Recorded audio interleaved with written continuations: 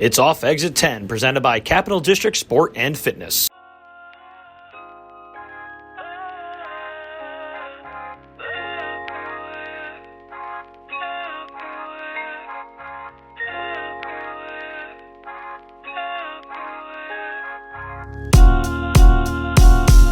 I feel like this is fitting tonight, though. Game 1 of the World Series? Yeah, it is Game 1 of the World Series. Oh, speaking of, what channel is that on? Do we know? Might be TBS. I'm not sure, though. Why the? We'll find it. I'll find it. Who do you got, though? I got the Astros in 5. I want it to be the Phillies. I do, too. I'm rooting for them so bad. I got the Phillies. I got Phillies in 6. I think Verlander is going to continue to stink in the World Series. He's 0-6 with a 5.89 in the World Series. I don't know. And Bryce Harper. I would love to see Harper do it. I need to. I'm rooting for Bryce. But I love Bryce Phillies or the Astros pen is stacked. so good. They're a perfectly built team. Yeah. I saw a post on Twitter last week. Did you see this? It was like a screenshot of like a newspaper article, and it was like Astros to join the AL in 2013. Mm-hmm. And the guy just wrote above it like, "Who knew this would ruin my life?" It's on Fox. Oh man, Fox. Yeah. Oh, that's all right. Does that mean we get Joe Buck though? I don't think he's doing Joe it. Buck's ESPN. Oh, that's right. He left for football. Yeah. But Harper's a crazy story because he didn't finish high school, right? Yeah, he left 2 years early to become a baseball player. He did graduate because he went JUCO. And he went JUCO. He graduated early, went JUCO, because I brought this up to one of the kids in the gym, and we were talking about college and talking about JUCO, and I was like, I hope you don't think you're too good for JUCO. And they're like, what do you mean? And I was like, Bryce Harper went to JUCO. And they're like, really? I was like, yeah, Bryce Harper, Josh Allen, Aaron Rodgers, like a lot of guys did. But yeah, he went to JUCO at like 17. So got his GED. Yeah. No, did he get his I GED? believe he graduated somehow. He definitely graduated somehow. I read this recently too. I wish I remembered. I think the cool thing is the USA Today, when he was 13, had him in an article of sports specialization and how it makes people fail.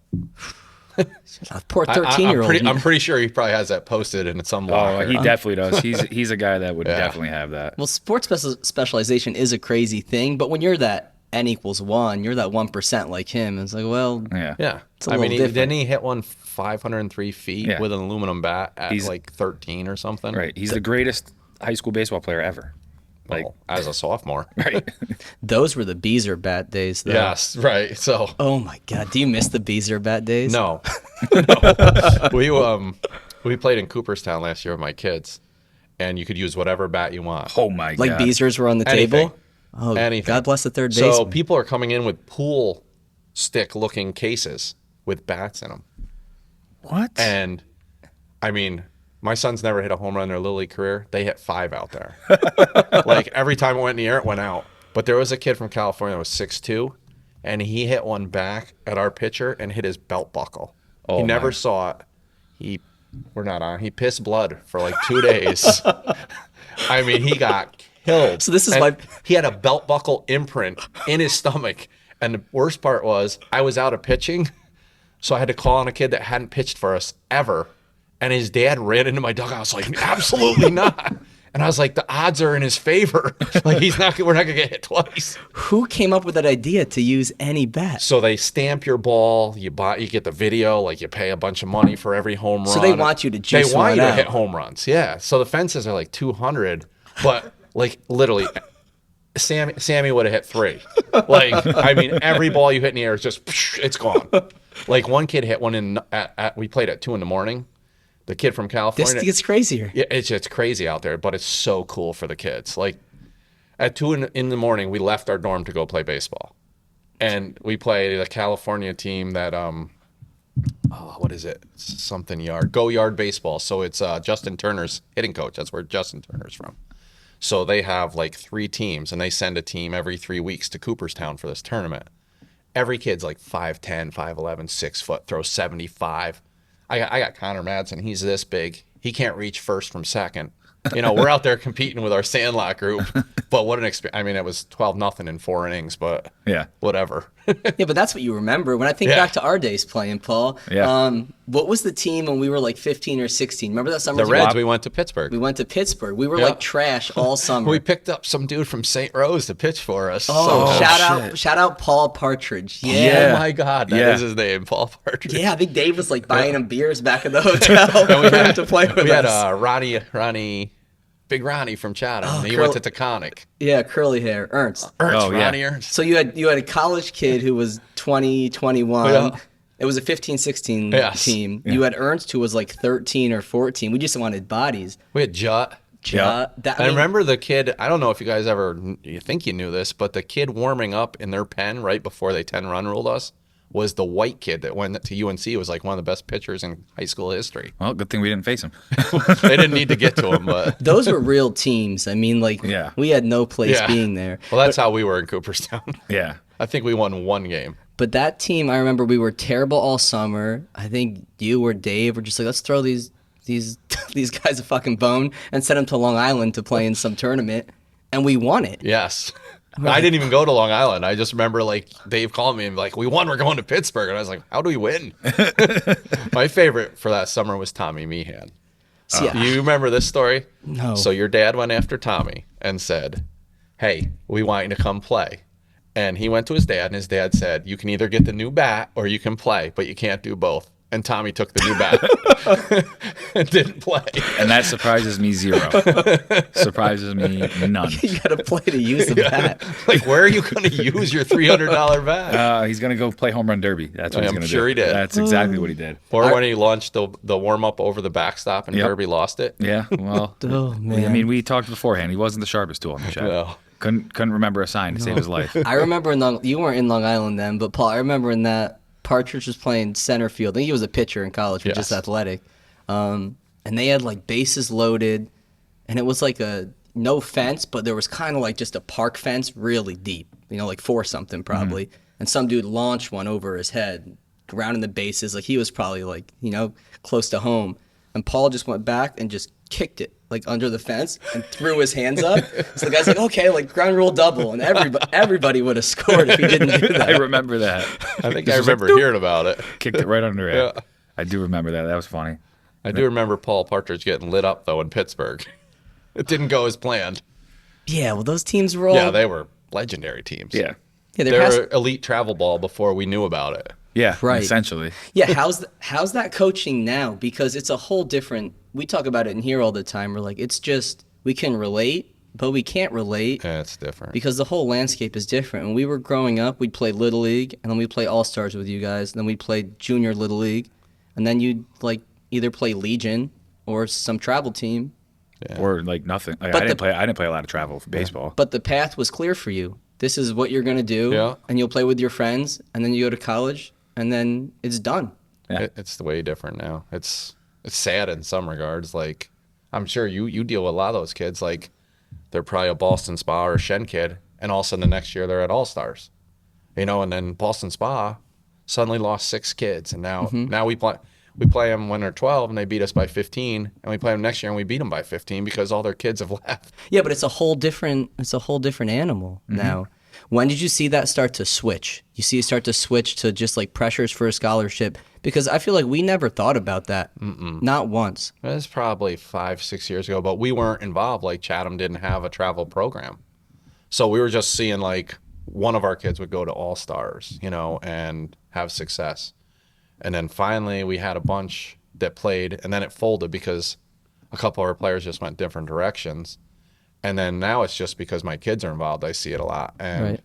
like locally, there's the Clippers and the there's like 10 teams down in Columbia County that are all supposed to be elite travel teams. And I'm still the Sandlot travel team, like Yeah. just Chatham kids. We took a catcher from Pittsfield this year because we lost a couple kids, and he played hockey with the boys forever. So, but it wasn't like he was elite. We just brought him in because he would fit. Yeah. But people going away from their town is because the kid or the parents feel like They're they're not. chasing something. they're not gonna get seen. I just lost a good player from my boys' team because they didn't think we weren't winning enough. We weren't winning enough. And Like, what's literally- the age group on this? We're 14U now. Literally, it happened after we won the state championship. And like the other parents are like to the mom, like, what are you doing? Yeah. You know, like, where are you going? Like, you're okay, you might win, but what coaching are you getting? What kind of development are you going to Yeah, get? like, you know? Yeah. great, you brought the best kids in the county together and you're going to be better, but what are you getting out of it? And is But that kid actually going to play on that team that's winning? he will. He's Yeah. he's good. Yeah. He's So good. it's like, but you know, not every kid is. No, that, you know, right. and there's A lot of them a lot of leave them for the leave, wrong reason. and then they go and they sit the bench. Yep. And then you're not. What are you getting out of that? Yeah, you want 'Cause, to play. You know, summer travel teams. I mean, I don't know about your team, but a lot of them don't practice that much. So we do 2-to-1 ratio. So we practice twice for every game. Yeah, And so- then once the season starts, it's 1-to-1. Yeah, that's to me. That's more than Right. a Because lot if of you're the- not training, Yeah, how good are you really getting in 3 at-bats? right. These kids are all doing like travel tournaments, and Showcases. showcases. Yeah. What do you think about showcases? Well, they're a great money grabber. Yeah, Yeah. that's I that's for honestly sure. think they're a great money grabber. It's great for a college coach. You get to see 20 talented people at one spot. Mm-hmm. You got $500 in your pocket for the day minimum. But is it really helping baseball? You're not teaching them to compete. You're teaching them to just be good at a 60 time, how far you hit the ball, exit velo, and how hard you throw it. Yeah. And the rest don't matter. Yeah, And you better be projectable. You should be 6'2". yeah. Right. Yeah, like do you have parents come to you and ask and you're just like your kid's not ready for that? Yeah, but they don't like those stories. Right. Right. Honesty doesn't go a long way sometimes. But yeah, I mean, and our plan is next year, after the summer, is to be more competitive. We're going to have a tryout and bring in the best kids and try and go forward. And because some of my kids want to pursue, you know, D2 or D3 baseball or maybe D1, who knows? But Yeah, I and guess they- you get phased out then because if all these kids go to these elite programs and that's in the schedule and that's who you're playing, you have to be there. If not, yeah, that's not a fun summer. If you're not committed, you're not going to be included. And the other thing is, there's no more rec teams. Like Yeah. there's no juniors. Right. I Like- tried to start it the last 2 years just so they'd have something to do, and they just don't do it. That's crazy because we had And that was where the fun was. juniors and seniors. Yeah. Like we had all the way up to 16, Yeah. which is and Yeah. now Didn't we? We went to Buffalo with one of them, right? one of them. I just remember losing to Wappinger Falls because somebody in here the other day I was talking to them and they said they were from Wappinger Falls and I was like, oh, you motherfucker. At least you let it go, though. Yeah, that was juniors. That was 13. That was 13. because they 14. came. They were like 13 and 14. And they came in with literally a beard like mine, and I was like, wait a minute. And then they had guys wearing the same number and same jersey. I was like, this doesn't make any sense. That But- goes on in travel Yeah. ball too. So- A lot. Yeah. But yeah, it's definitely a lot different with We travel and we hosted a kid who's he's in the Tigers organization now, but I was like, oh yeah, you know, when we met him and he came out, I was like, oh, he's like, how far are you from Troy? And I was like, oh, like 25 minutes. He's like, oh, I used to fly in and pitch for them. I was like, what? He goes, yeah, 13 and 14. They used to fly me to their tournaments all over the country to pitch for them. what? Yeah. At 13. Yeah. And if you ask Cole, like he played there, like his junior and senior year, he was the one getting replaced. He batted 3 and 4 in the lineup. And then all of a sudden they get these tournaments and he'd be on the bench because they just bring in other guys, That's crazy. all for a title, like that you probably didn't even win most of the time. Right. And Yeah, it's just a different beast. yeah. It's a whole different world. Yeah, we've been rambling for a bit, but we have Scott Steltz on tonight. I mean, Paul and I have known you since forever. Yeah, pretty much forever. Forever. Might as well man. be forever. Yeah, he coached us in high school baseball, and Chatham won the state championship last year. First time, so congratulations. Thank They you. beat our 08 team. Yeah, they did. They did one game better than the 08 team. That's what they did. 2 innings better. 2 innings. Touche. Yeah, 2 innings. because I don't even had know the it. score. We had it in the fifth. The score was Yes. 5-3. It was 5-3 We won 2-1 and then lost 5-3. on a mixed up sign. Yep. Did you know going into the year like we have a good shot? I knew we were good. But This you don't know. Yeah, you just don't know how the section's so challenging. Yeah. Like I've been telling probably since you guys were around, if you win this section, you're going to get to the state. Like we're going to beat the other 2 sections. If We- you in play, fact- you play like up north. Yeah, I mean we know hit the other 2 sections. Yeah. you know, in the regionals, like, and I'm not saying they're bad, but like you just know the competition in section 2 is way higher. Yeah. Because I went to the one that Northville. I think it was the regional final. Yeah. I think I went to that one. At Saratoga. When Mike and I were both there, and you guys threw the no hitter. Yeah. And there was like a hit by pitch that wasn't a hit by pitch. Yes. I remember you losing your shit. No. That has never happened. That I won the calmest coach award. Listen, and it was also great because we had shout out Chris Vanderbeck. He was out there with us, and he was shouting out at you out there. It was hilarious. I was dying. It was great. It was good times. Feedback. Yeah. Yeah, because do that math for me, Paul. That's a lot difference year-wise. 14. It's a 14-year difference. When you look at how you coached in 08, how you structured practice, how you spoke to people, do you look back and you're like, oh, shit, things have changed a lot? Absolutely. I apologize if I was ever over the top. Remember, that was pre-kids era. Yep. And I was still learning to become more of a transformational coach instead of transactional coach, if that makes sense. Explain it. Be more about relationships and the day-to-day stuff than the outcomes. You know, the outcomes, they mean a lot to a lot of people. Mm-hmm. But I found that if you have better relationships, you have more success. You know, and I was just gaining that knowledge. In fact, I tell the story all the time. I think we played Coxsackie at our place, and we won 6-3. We squeezed in a couple runs to win it. And after the game, Zach called me out. And I was like, you know, why are you not swinging with 2 strikes or something? He's like, I was like, I believe in you. Like, why aren't you swinging? And he's like, your body language doesn't believe in me. He's like, every time we take a pitch, you throw your hands up. Mm-hmm. And I never realized it. And that's what triggered the events of that summer of starting like, all right, how can I be better at that? So I started reading, and that's what kind of led me to where I am. Yeah, it takes so much looking into yourself, right? Yeah. It's not easy. It is after a while. Once you get past the initial couple times, Yeah. of like, all right, I'm not who I think I am. It gets a lot easier, and then you become addicted to change. Like I'm sure you guys are like here. Mm-hmm. You're addicted to making things better. Yeah, it's the Right? same way. How we interact with the kids in our relationships and speak to them and listen to them. Yeah, without that base, you're not going to get the outcomes. Right, you don't get what you want, and yelling's definitely not going to get it. I mean, at least with your generation, you know, you guys could take the criticism and respond. That's not the case now. Like kids will just fold up and leave, and sadly, some coaches haven't recognized that. Probably a lot of coaches. Mm-hmm. There's a million roads that lead to California. You got to find the right one for you, but more importantly for them, and each year for that team. So that's the challenge.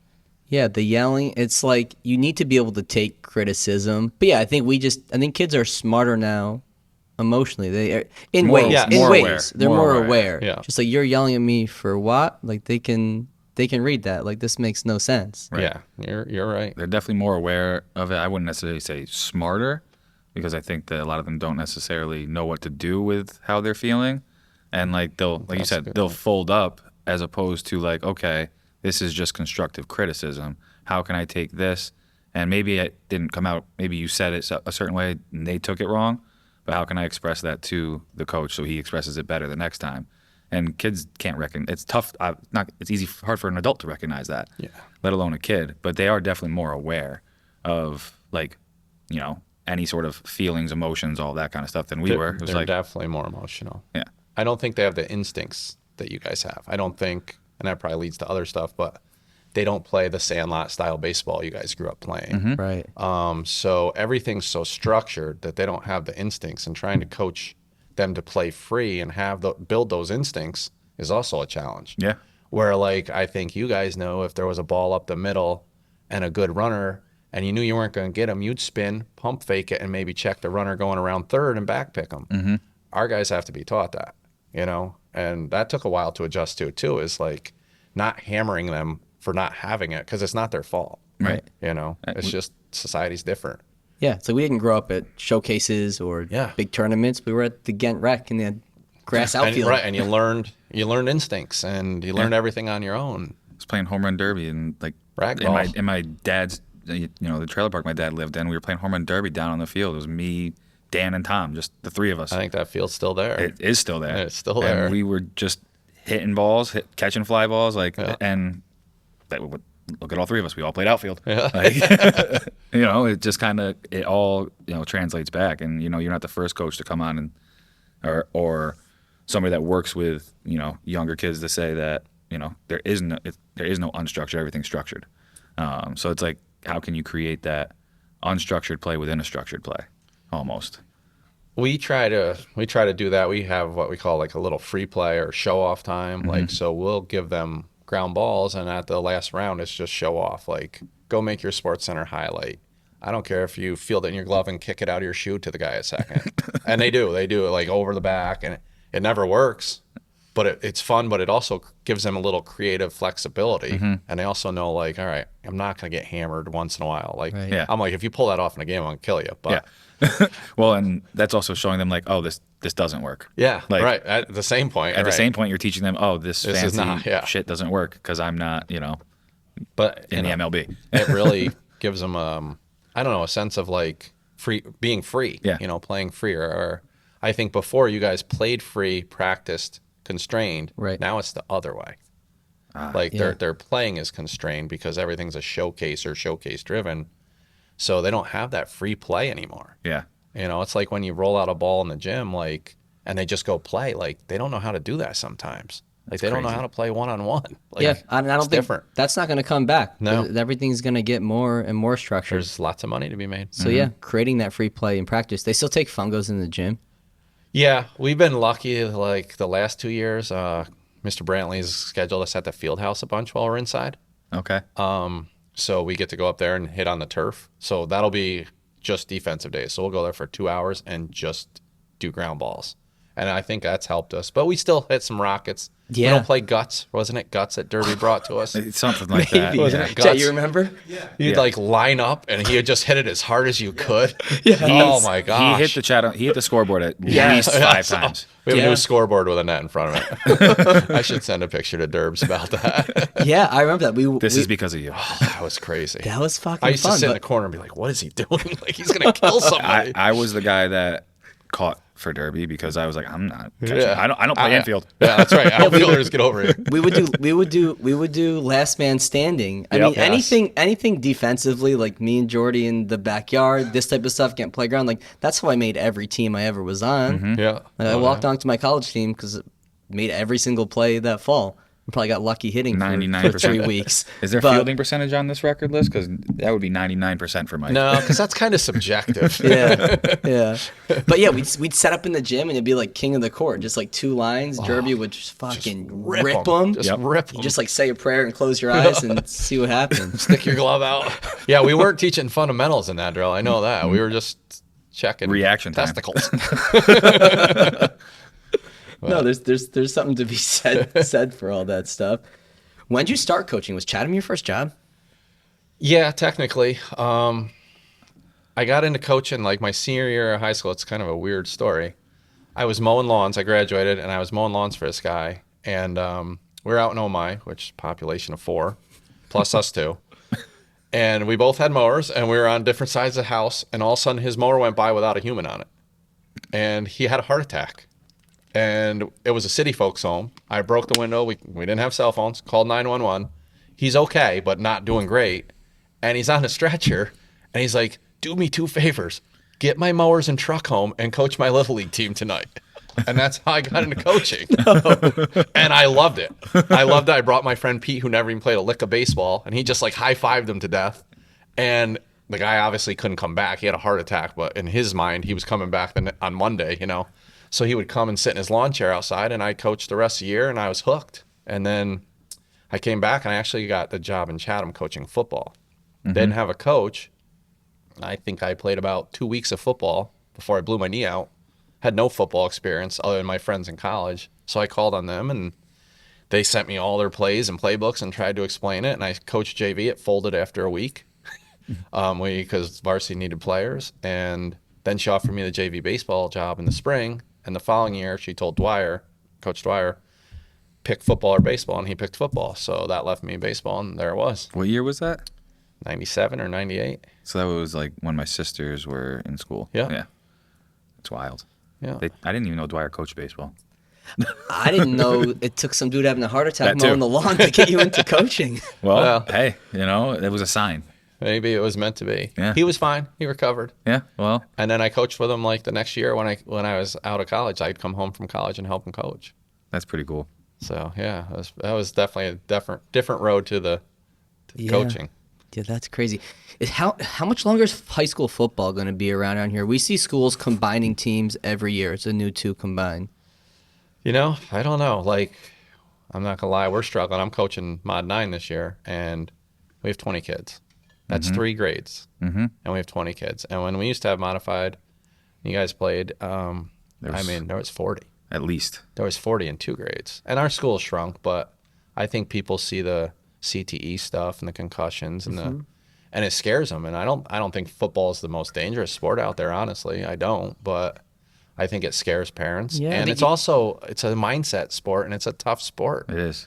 And it's the combo of that, and I mean CTE is real, but you have to teach proper technique and tackling. Well, and I think it's the combination of the risks of playing football that parents see with all the CTE stuff, some schools getting smaller, and then like we talked about before, like the sport specialization. You get to a certain grade and kids are like, well, I'm going to play baseball, not football. some of them are being misled. Yeah. They're being told by their travel coach or whatever, their showcase team, like, oh, well, you have to do this. And they're losing out on that school experience. And, I mean, I'm sure you guys would attest, but those school teams are some of the best memories you're ever going to have. Absolutely. And I've told, there's a kid in here I had a conversation with a couple weeks ago, and he was contemplating not playing, I want to say basketball or something. And I just told him, I was like, hey, I know you want to play college baseball. And I was like, but you only get 4 years to play high school sports. So if you have to really make sure you don't want to play basketball if that's what you want to do, because you're not going to get the chance to do it again with your high school team. And when I said that to him, he was like, I never thought of it that way. And I don't know if he's going to play or not, like basketball, but at least it made him think a little bit more about it and like tell him like, hey, you don't have to, just play baseball. I do think sometimes, and we're seeing it this year with, our success, but also a couple kids signing. All of a sudden, all the parents want their kids to sign or play baseball, and they all think they're all going to sign, scholarships. And I don't even think they understand the landscape of college baseball scholarships. There's 11.7 for 35 kids. Yeah. Like, you're never getting a full ride. No, they don't even offer full rides for baseball. They don't even, and the parents don't understand that, but because we had a little success, they all suddenly want to chase it. And sometimes they're hampering their kids' chance of, having that experience in high school. Well, Dags said it best when he was on. You're not playing for a scholarship. A scholarship is a byproduct. You should never be playing for a scholarship. It's supposed to be fun and learn life lessons. Yeah. But we've lost that. And that's not the kid's fault. That's the parents' fault. And the coach, some coaches, I'm sure you've probably heard stories here where they force them to only train certain places, only train certain ways. Yeah, we see it. That's what drives me the most crazy. We see it with larger schools. And, they may preach that they want multi-sport, but then if you don't go to all of – here's what's crazy up here is that some coaches will host private camps in the off-season. If you're not paying him and going, they're going to say it's not going to affect you, but it's going to affect your chance of making the team. So that may stop you from playing, let's say it's baseball, your winter sport, because you have to go to these. And then you're hearing it from your travel coach as well. Because now travel ball is no longer just in the summer for 8 weeks. You're going to have winter workouts with your team, and you're going to start playing right after high school ends, and you're going to play from June all the way until this weekend, so last weekend in October. Yeah.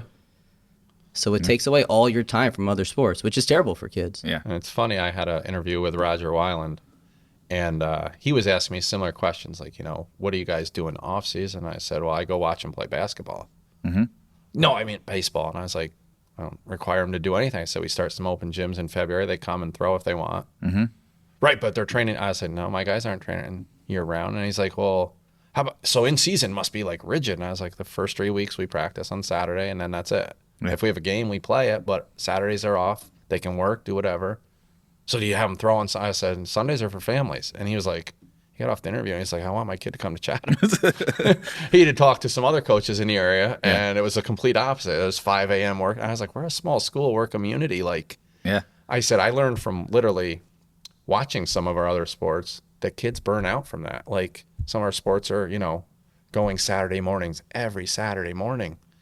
And you get ready for sectionals, and kids are like, oh, I'm so done with practice. So I started thinking, how productive is practice if half my team doesn't want to be there? Right. So we went the other way. So we back off in the beginning, and then if we think we need to add it going into, sectionals or whatever, we'll add a day here and there, but I try to also randomly just surprise them with a day off during a month now. Right. Like, so in April they get a day off, in May, and they can go eat or whatever. Like, I'll be like, hey, practice at 3, and then I'll either send a text and be like, practice is canceled, go do this, or we'll come to practice and just go do something else as a team. Yeah, and that's, you know, you got a team building, and But it resets them. it resets them mentally. Why do coaches miss that? Are they just not?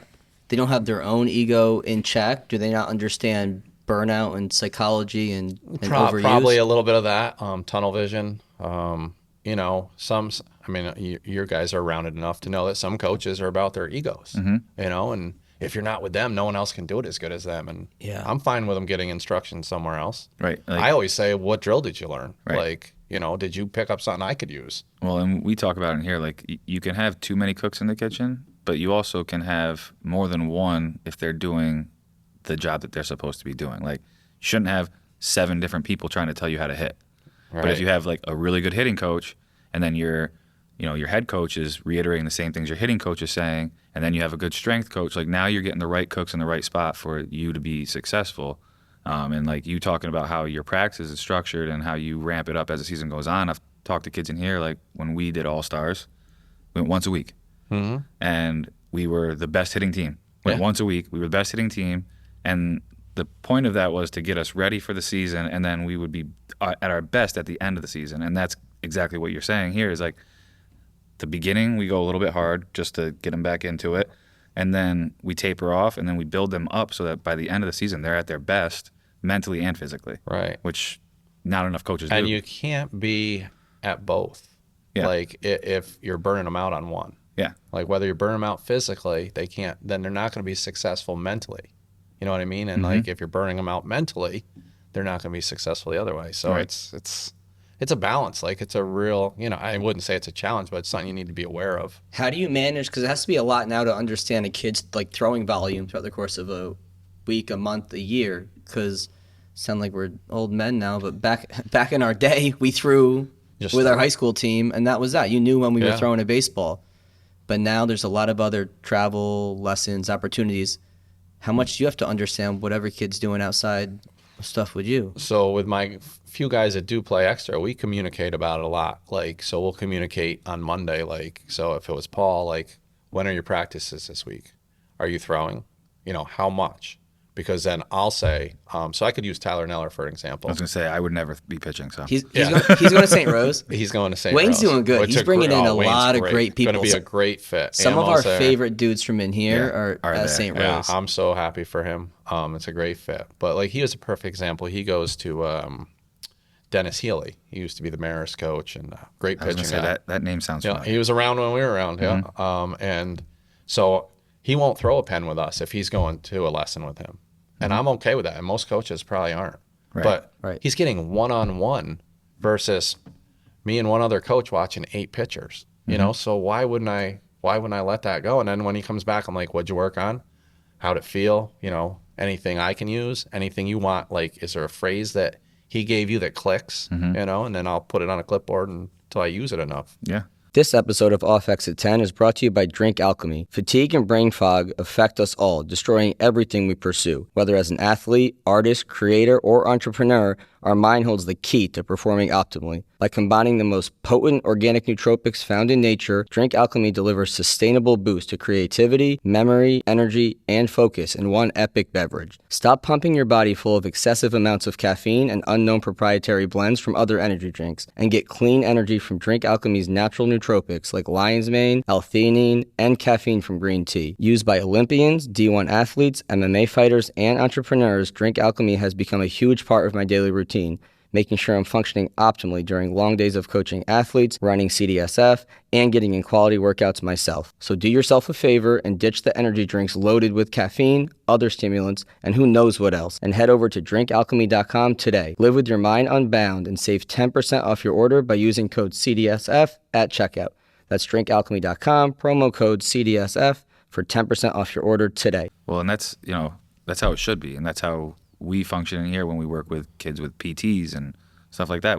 You have to be on the same page, otherwise that kid's not going to be successful. They're going to either get confused in their head or think that they're somewhere else that they're not, and it makes it a lot easier when you communicate with them and figure out, okay, how can I continue to reiterate the same things?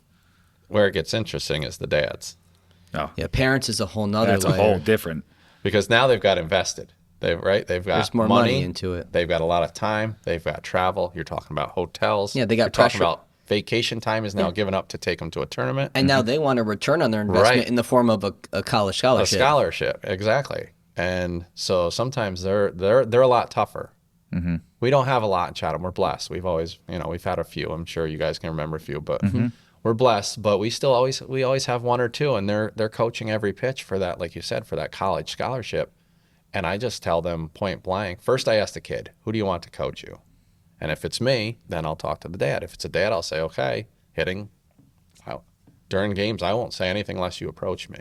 But if it's, then you have to have that tough conversation. We can't have two voices. And your son wants to hear me during games. And that's a tough thing for a dad to swallow. Yeah.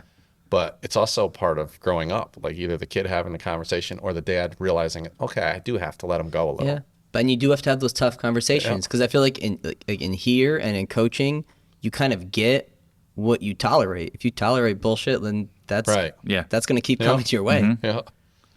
And those probably the most challenging conversations is either for the kid to have it with their dad or for us to have it, and then for the dad to be able to self-reflect enough to realize that we're not trying to hurt anybody. Yeah. We're just trying to help the kid.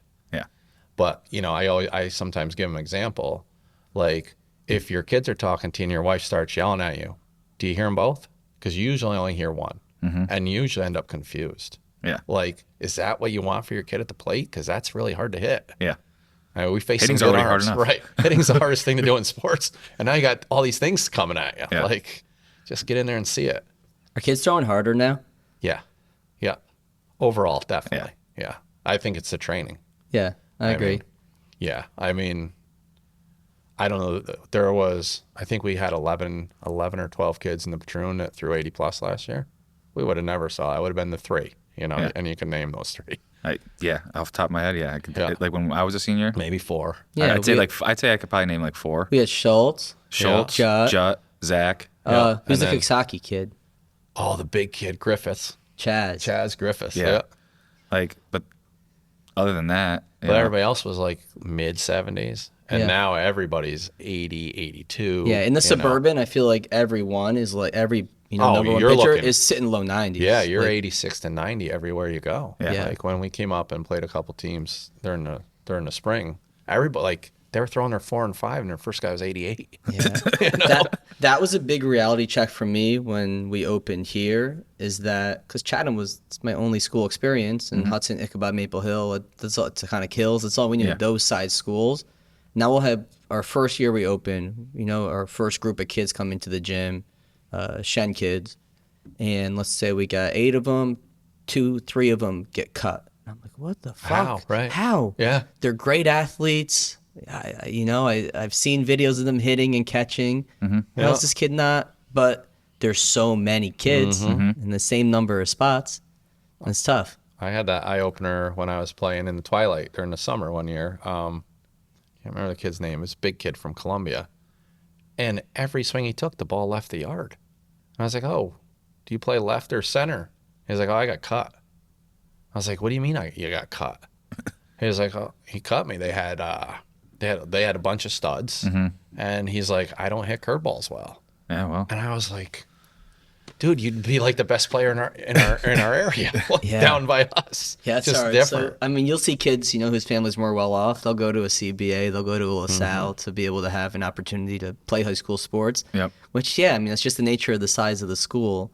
And then you get reclassing drives me crazy. Drives me insane. You too? Yeah, don't get me going. Let's on get that. going on it. That's a Let's pet get going peeve. on it, That's please. a pet peeve. Because it's a pet peeve of ours It's too. a huge I pet think peeve of it's mine. silly. I told a kid today because he was telling me, "Hey, do you know so and so at CBA? Yeah, senior grade. No, he reclass." And I was like, if my mom and dad said you're gonna reclass, I'd be like, I hate school. You want me to go there for Right, another another year? Like, no way. No way. But I will say, we had a bunch of guys on your team that were young for seniors, like Drew, right? Drew was really young. Shout out, Drew. And I always thought, like, man, what if they had another year? Yeah. Like I know, like, I was young, so I graduated at 17. I graduated like 143 pounds. and I put on like 30 pounds the next year just from growth, not even working out. Yeah. And I'm like, man, I wonder, like, would that have been different? So I get that part, but just to do it for the playing opportunity. But like we said, they're chasing scholarships. So that's why that's do a it. money thing, Yeah. right? Or you go prep. Like my kids skate at a prep school, and I'm really good friends with their baseball coach, and he gets all kinds of post grads. You know, he's like, they make or break us, really. He's like, Hockey's another beast. Though, Hockey's 'cause a you whole go the different juniors route. You that's worse than baseball. Yeah, hockey's a whole different. And they know at 13. right. Yeah, Like they know, like, this kid's going somewhere. Like we have two, a male and a female, good hockey players in here. Yeah, one girl went to some special hockey school, like barely ever went to regular high school. Another kid just went prep to have another year to get ready and go play juniors. And the girl that we have, her brother also plays hockey. She is younger than him, but she is a higher grade than him in college because he went to the prep or junior route and then went to college. So, in hockey, she's there's like 2 kids years that are young. 21-year-old freshmen. Yeah. Did you see that? I think that's what her brother is. That's very common. All of them were like that. Yeah. Those fucking Merrimack hockey guys stole our pizza one night. We went to visit Sam once, ordered like three boxes of pizza, and you lived above the hockey players? Yeah. And we're sitting there, and our pizza never came, and never came, and never came. We're like, oh, this is taking forever. And then we called, and we're like, excuse me, our pizza never came. We're like, oh, we delivered it like 2.5 hours ago. And the hockey guys just must have saw it. We're like, yeah, thank you for our pizza. Hockey guys are fun. Yeah. They're a fun group. They're definitely unique, but they are a fun-loving bunch. Yeah, they are a different breed. Yeah, no doubt about it. We've been getting a lot more hockey kids in here, especially like I think we have quite a few freshmen and 8th grade hockey players in here from like the Shen, Boston Spa area, and it's fun to get like a different sport in here, learn more about it, all that. But I like lacrosse now. yeah, I love lacrosse. Like It's I'm booming not up caught here. up. I know it's crazy It's up not. here. It's not big, but nobody has it by you, right? Maple Hill. Maple Hill has it now. It's Maple Hill and somebody is combined. But it's hurt their other sports, like their track and baseball. It's going well, to, I yeah. mean, that's They why don't we don't have have a it. number, right. You know, Well, yeah, like, right here it lasts because there's so many There's kids. so many kids. They're just looking for something else. right? You know. And when I first started here, I knew very little about lacrosse, if anything. And now it's like I can actually have a conversation and feel like I know what I'm talking about, and be like, yeah, boys lacrosse is like this, girls lacrosse is like that. And I had no idea there was different rules until I was here. Boys can I hit. just girls. learned that. You're like, no, to me. Right now. Boys can hit like basically the way I So it's like describe- hockey, the like boy- they boys can is more check. like hockey, girls is more like basketball contact, and not NBA contact, like real basketball, like college basketball contact. So like you can check a little bit, you can bump, but like you can't like blow them up. Like I went to a modified boys lacrosse game, and one of the first things I saw was a kid lay somebody out, and I was like, oh my god, that was awesome. You know, Mr. Poland was a high school All-American in lacrosse. That doesn't really surprise. Oh, Poland? Oh, Poland. Yeah. Yeah. That doesn't really surprise me though. Boy, He looks like a lax, bro. Do I have an O Poland story? Can You it be do- told on the pod? Do you know it, Jay? Yeah, I know. Steltz was there. Yeah? Wait, was Is this, he still was this teaching? at the Mets game? It can be told on the pod? Yeah, the Mets game. Do you remember the Mets game? I remember the Mets We went to game. Game 7 of the NLCS 2004. Mets Adam Cardinals. Wainwright. That's his rookie year, probably. It was the Yachty. Andy Chavez. Yachty hit The a dinger catch. to win. The Andy Chavez catch I'll and never left forget it. and doubled up the Yeah. guy at first. Well, no one thought he was going to catch that. But while all that's going on, Poland's just throwing back the beers. Yes, he was. And I'm like, I got this motherfucker first period for Global tomorrow. How's he going to do this? He showed up, though, right? He showed up. I didn't think he would show up because we're like leaving the game. And everybody's like, where's Poland? And then my dad looks down. He's just like taking a piss behind a Yes, dumpster yes. in Queens. Well, he was from that era. He was very comfortable. he knew down there. he knew where to go. He knew where he was going. I don't spend as much time with Poland as I need to, but he's got kids too. But yeah, I feel like we were fortunate in high school. We had a good group of teachers. you guys came in at the right time. Yeah. like Like- we were talking about this just yesterday. Everyone was young. Yeah. like you came in during the turnover. Yeah. Well, that's- and now we're like 5 years to 10 years away from everyone being gone. Is that Right. the key? Because, yeah, if you're not enthusiastic and into it as a teacher, like there goes the experience for the kids. Oh, especially now, I mean, with the pocket computers, kids Yeah. are so easily distracted. They have it under their Yeah, desk. I think mean, with going through COVID, there's and girls then that can text with it in their pocket and not look at it and send you a perfect message. That's Like they insane. showed me a couple of weeks ago. That's I'm insane. blown away. Like they have it in their pocket and like, hey coach, how are you? And they never took it out of their pocket and it's perfect. And I'm like, huh? What? Paul and Derby and like Vanderbeck were all probably like 23, 24. Well, you had Yeah. them. That's- You had Brantley. Like Yeah. Was yeah. Beep-hole in there? Beep-hole. We had I- Beep-hole. I talked about- Forrest was there. Yeah. Like Forrest is a vice principal. Dude, Yeah. So we had like all Yeah, of them. Everyone was. I Everybody talked came about in. B. Poland on the last podcast. He did. Because I was a dick my junior year, and I would fuck with him in chemistry class. It was his Really? first year. He First was year. so nervous, and Oh. everybody knew it. Yeah. And poor guy. We were sharks in the water. I just saw him last weekend. He was umping. He umped one of our games. Oh, what a good- He's tell him- got 2 kids. Tell him I'm sorry, I will please. if I see him. I don't think he holds a grudge. He's a pretty good guy too. If you're named Poland, you're all right. Yeah. No, but we did come in at a good You time. came in did. at a great time. Yeah, like I think of like a lot of the teachers, and then when I think of those teachers, and my nieces are in school now, and they'll talk to me about certain teachers, and I'm like, oh man, they were like fresh when I was there, and a lot of the teachers that I like, they like, which is doesn't surprise me, but it's just crazy now because I feel like my sisters, because like my sisters are 8 and 9.5 years older than me, and my niece is only like she's half my age essentially, she's 16, Yeah. so I'm kind Which of in one? that. Lily. Okay. Yeah. I have her. Yeah, She's awesome. She's coming out of her shell this Yeah, year. she definitely is coming out of her shell more, especially in the social aspect Yes. at school. Yeah. Like she's always been like who she wanted to be, but then now her social. Yeah, she's stuff funny. She's got some she wit gets me to her. going. Does she remind you of Jessica at all? A little bit at times. Yeah. Like you can see it, Yeah. but not her mannerisms Yeah, to me. no, she's definitely No, got. she's definitely her own person. She's definitely her own person. She's got a mixture of Jessica and Jocelyn in her. So, and then Amelia is just she's Jocelyn. I see LJ in you. Yeah, That has to fair. be weird. I'm not. I mean, we're all old men right here. But having somebody and then their kids, Yes. weird, And right? it's happening a lot. And It's you know got- what's really weird? What? First period, I have my sons. Oh, weird. How's that dynamic? It's awesome. You like it? It's so cool. I was nervous about it. I was Yeah. like, I'm going to hammer them like I do at home when I shouldn't. And Yeah. like, they always wear the brunt of it at practice.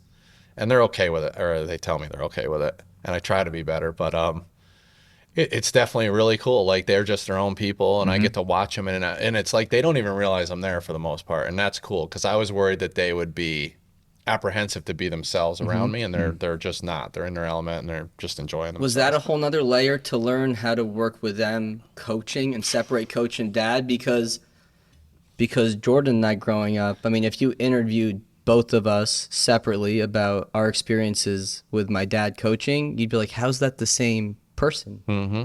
There's no way. Jordan, it was so miserable and terrible, and I loved every second.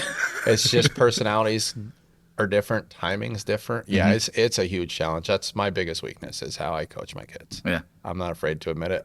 I've told them every day I try to be better, and every day something builds up about 3 other kids, and then my kid messes up, and it all comes out on Yeah, me. well, and I think that's any parent as a coach. It's hard to find that balance of like, okay, I'm your coach, I'm not your dad right now, even though I am your dad. I'm Yeah. not like because I can think of coaches that I had that were, parents of kids, and I'd see them get on like their son, and I'm like, oh, shit. I'm glad that's not me. I'm like sometimes I am super happy my dad didn't coach, and other times I wish he did when I was there. I was gonna but, say, like, but then there's some kids that like, geez, I just wish my dad coached, or Yeah. I just wish my dad was involved like that. Like I hear from some of my kids, well, like I wish I had a dad to throw with. Yeah. And you don't realize how big of a deal that is to the kids. Yeah. Even if you're being hard on them. I mean, obviously we all saw some over the top, and there's yeah. still some of that, but I think the kid parent coach relationship is a pretty cool one overall. And I think most of the time nowadays it benefits the kids. yeah, I mean, we can go into some names, but there's definitely situations where I learned like, okay, don't be that. yeah. You know, Don't do that. I had one of the best things about coaching with all you guys without having kids was I had so many experiences of like your dad, like I learned from him like how to handle your kids at times. And then there's other parents where I was like, don't ever do or say something like that, no matter what. Yeah. So I had a lot of real life parenting experience without having kids from just observing. Yeah, if you're a young coach listening, you just have to put in your time and be aware. Yeah. You can learn as much by watching and, observing others as you can by being that person, Well, and the relationship is what matters more than Yeah, at the end of the day, even like what you're saying is like coaching them on the skill, like the relationship you build with them is going to help them get better at whatever skill you want them to get at. Yeah. If you build that, the sports relationship can lead you to better relationships, I think, with your kids, or it can ruin completely your relationship with your dads. You may never want to speak to that person again. And I'm sure you guys have seen it too, but we've seen that, and that's really sad that a ball ruined the relationship. Something that happens like 2 hours a couple times a week ruined everything. So it's definitely interesting to watch those situations unfold, and I think I've been better at guiding the kids through them. Yeah. Like I think a lot now is you have to go have a conversation. You're a young man. This isn't going to be comfortable. You're used to doing it through text, but you have to sit them down and be like, I'm a young man, Dad. Like, I can handle this, and please back off. Please stop kicking the fence when I strike out or whatever it is. Well, and even with like on the other side of it with like, say a mom that's overly involved type thing, it's like, Mom, like I get it. I'm your son, I'm your baby boy or whatever, but I can do this. I'm 16, I'm growing into a young man now. Like those conversations that, are tough too. Cause it's like, for me, that was more of like, I never really feel like I ever had to have that conversation, but that's more of what I would have had to have if I was in that situation because, I lived with my mom. I'd have to have more of a conversation. She was very involved, but she was so supportive. But not in a bad way, which is what I loved about her was like she was involved in everything. Do you guys ever reflect back and think like, geez, I was lucky for the parents I had? Or just the group you grew up with. I think about the group a lot. I think about the group and the group of parents that, like when I think of like the booster club, I think of all of our moms. I can see those faces smiling every time. Yep. And like it just made basketball games more fun. It made football games more fun. It made baseball games more fun for the fans, the crowd, the rest of the school, as well as like for us. It like was like, this is cool. Like, so let me ask you this: how important do you think that is into tying into success on the field? Because I think it's huge. Oh yeah, for sure. I saw our parents this year were a lot like your parents were. And you know who pointed it out? Shannon pointed it out first. I saw it when I was at the game, the regional game. Like I saw it like that there is a substantial difference from what I've seen previously. Yeah. I honestly think that really helps with the team chemistry to be made easier, if it's supported at home. And the moms, I think, are more the team chemistry people than the dads are. The dads always want to be the X's and O's. Right. But the moms are all about the feelings and relationships. And like my wife said, like the second week, she was like, these parents are awesome. Yeah. Like they're all so nice and nice to each other. Yeah. And all of a sudden, then we just took off and it just kept going. And it made me reflect like, geez. And we talk about your team way too much, Shannon and I. It's like, okay. You're still number one in her world, just so you know. You guys are still number one. That's how it should be. Yeah, but I think having clear roles helps set that, and everybody, parents understand them and kids understand them, because then you don't have jealousy or anger, and that's going to disrupt all of it. And those are hard to establish. That's a challenge. Nowadays, right? Everyone's got their phone out. Everyone is listed as going D1. Yeah. On their phone. You only see their highlights. You don't see anything else. Do you talk to kids about social media? Yes. We actually, I wouldn't say we have too many rules, but I guess that would a guideline. If your grandmother can't be happy about what you posted, get it down. It's there forever. We've had situations where we'll have like a police officer come in and tell them like, guys, just because you took it down doesn't mean we can't find it. I'm sure you guys are aware of that, but yeah, Sam could find it for sure.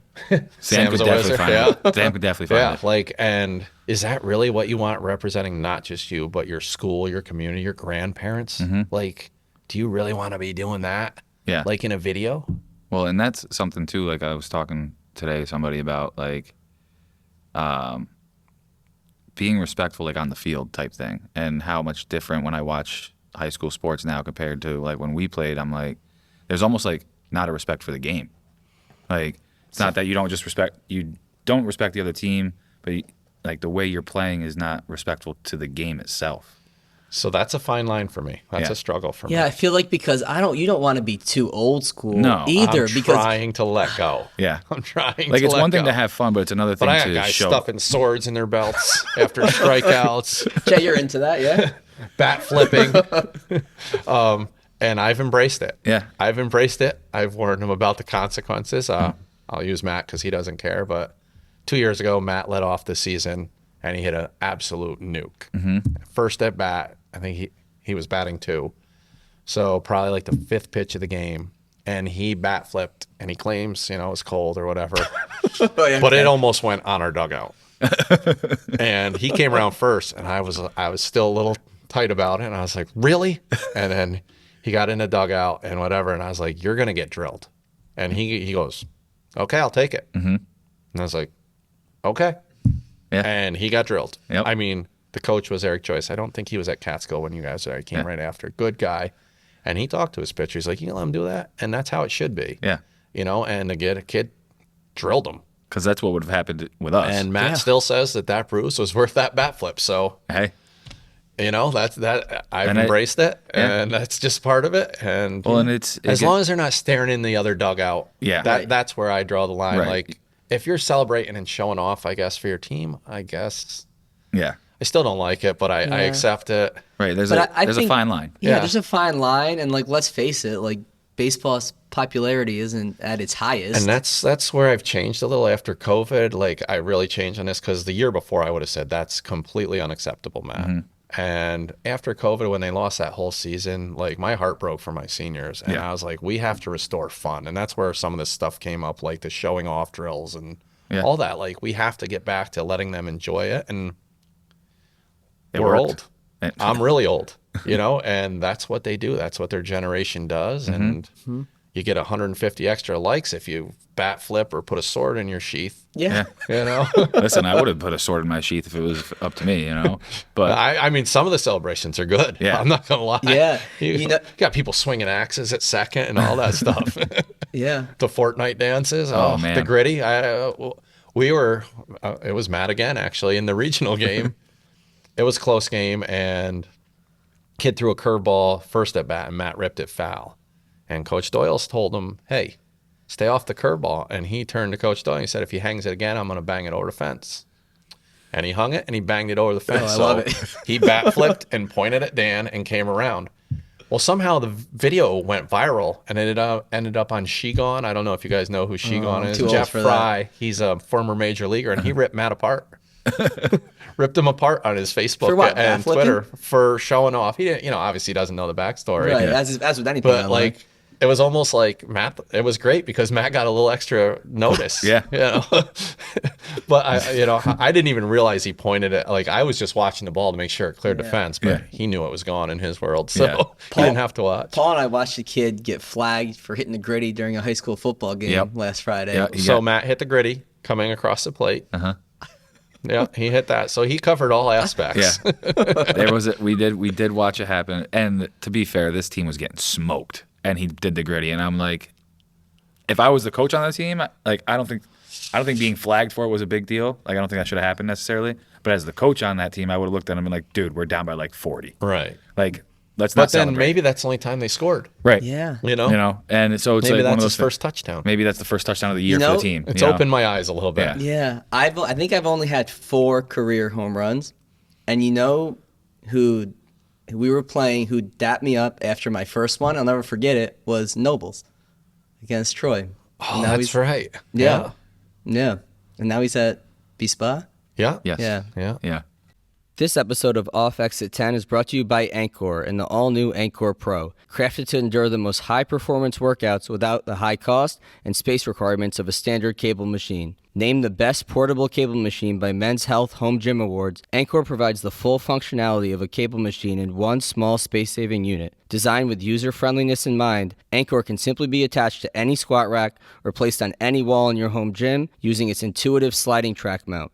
With up to 65 pounds of resistance, Anchor is built for high speed and controlled exercises alike, from cable presses and rows to chops and lifts. The Anchor has been a game changer for us here at CDSF, and now you can enjoy the same professional quality cable machine in your own home gym by heading over to anchortraining.com and using code CDSF10 for 10% off your order today. Get all the benefits of a cable machine without the high cost and installation fees. Enjoy the portable luxury and space-saving performance of Anchor today by going to anchortraining.com and using code code CDSF10 at checkout. That's anchortraining.com, promo code CDSF10 for 10% off your order today. How often do assistant coaches turn over? Pretty rare, or pretty regularly. Usually with their children, which is, we'll probably get into that. But right now, I've been blessed. I had a couple years ago, I had Zach and Caleb Gregg, which was Great, one too. of the coolest experiences you could I have. remember when Zach came back. That was awesome. Just having guys that played for you, like just being able to hand things over, knowing they knew the system. Yep. They didn't have a dog in the fight. So they weren't making sure their kid was there or anything. And not that happens a lot, but it happens on occasion. And then Coach Doyle and Joe Williams, Joe's former player. Yeah. Awesome pitching guy. And so mild-mannered that the kids really just relate to him. And then you got Dan, he's the next Derby. He's just going to rocket balls at you. He's going to throw it 100 miles an hour from 6 feet, and you better foul it off. But just having his experience, like he's been around with me, I think, for like 13 different years. Well, he's been there since we were there. Yeah, because Caleb was our bat boy. Right. Yeah. On and off. He's always been around. So he's like just having it's just an extension. Yeah. Like I could just turn a team over for a month and probably come back and it'd be right where you want it to be. So that's a pretty good thing to have. Yeah, because it seems like you've just done so much work and evolved, and your thoughts are so deep and how you talk to people and structure things. Is it hard to relay that to an assistant, or do they grasp it over time? Or do you have conversations? We have conversations, but Dan's, and you guys know Dan. Dan's intuitive. Dan's like that as well. Usually I've been blessed that most assistant coaches fit the style we do. Yeah. So it's pretty easy that way. But, Joe played for me, so he gets it. Yeah. And it's just great because then the kids are hearing 3 different voices. Like, I don't have to be the jerk Yeah. all the time. Like, they'll just grab the reins and go if they feel like it. Or maybe Dan had a bad day at work and he just wants to let them have it. Yeah. But that's good, like, in a way, because it catches them off guard so they don't get into the monotonous routine of just give me another grounder, give me another grounder. Like, there's a lot to be said of having, like, uncontrolled or unexpected variables from your coaches, too. Right. I mean, you don't beat them up every day, but... No, but you got to, if Dan yells or Joe yells, somebody did something really bad because I'm the bad cop, and they're always supposed to be the good one. And having them understand that, and I've been, your dad was perfect at that too. Your dad was so calm, like compared to, like, I was the bad cop and he was the good one. That helps. except for when he made me do 100 push-ups, but that's another story. Were you there for that? I'm sure I was, but I don't remember that one. This would have been Seniors, all-stars. So we're 16. No cell phones at 15. practice. Yeah. And this is flip phones for everybody out there. Now that they're coming back with flip phones. This was the original flip phones, and no cell phones at practice, and my phone went off during practice.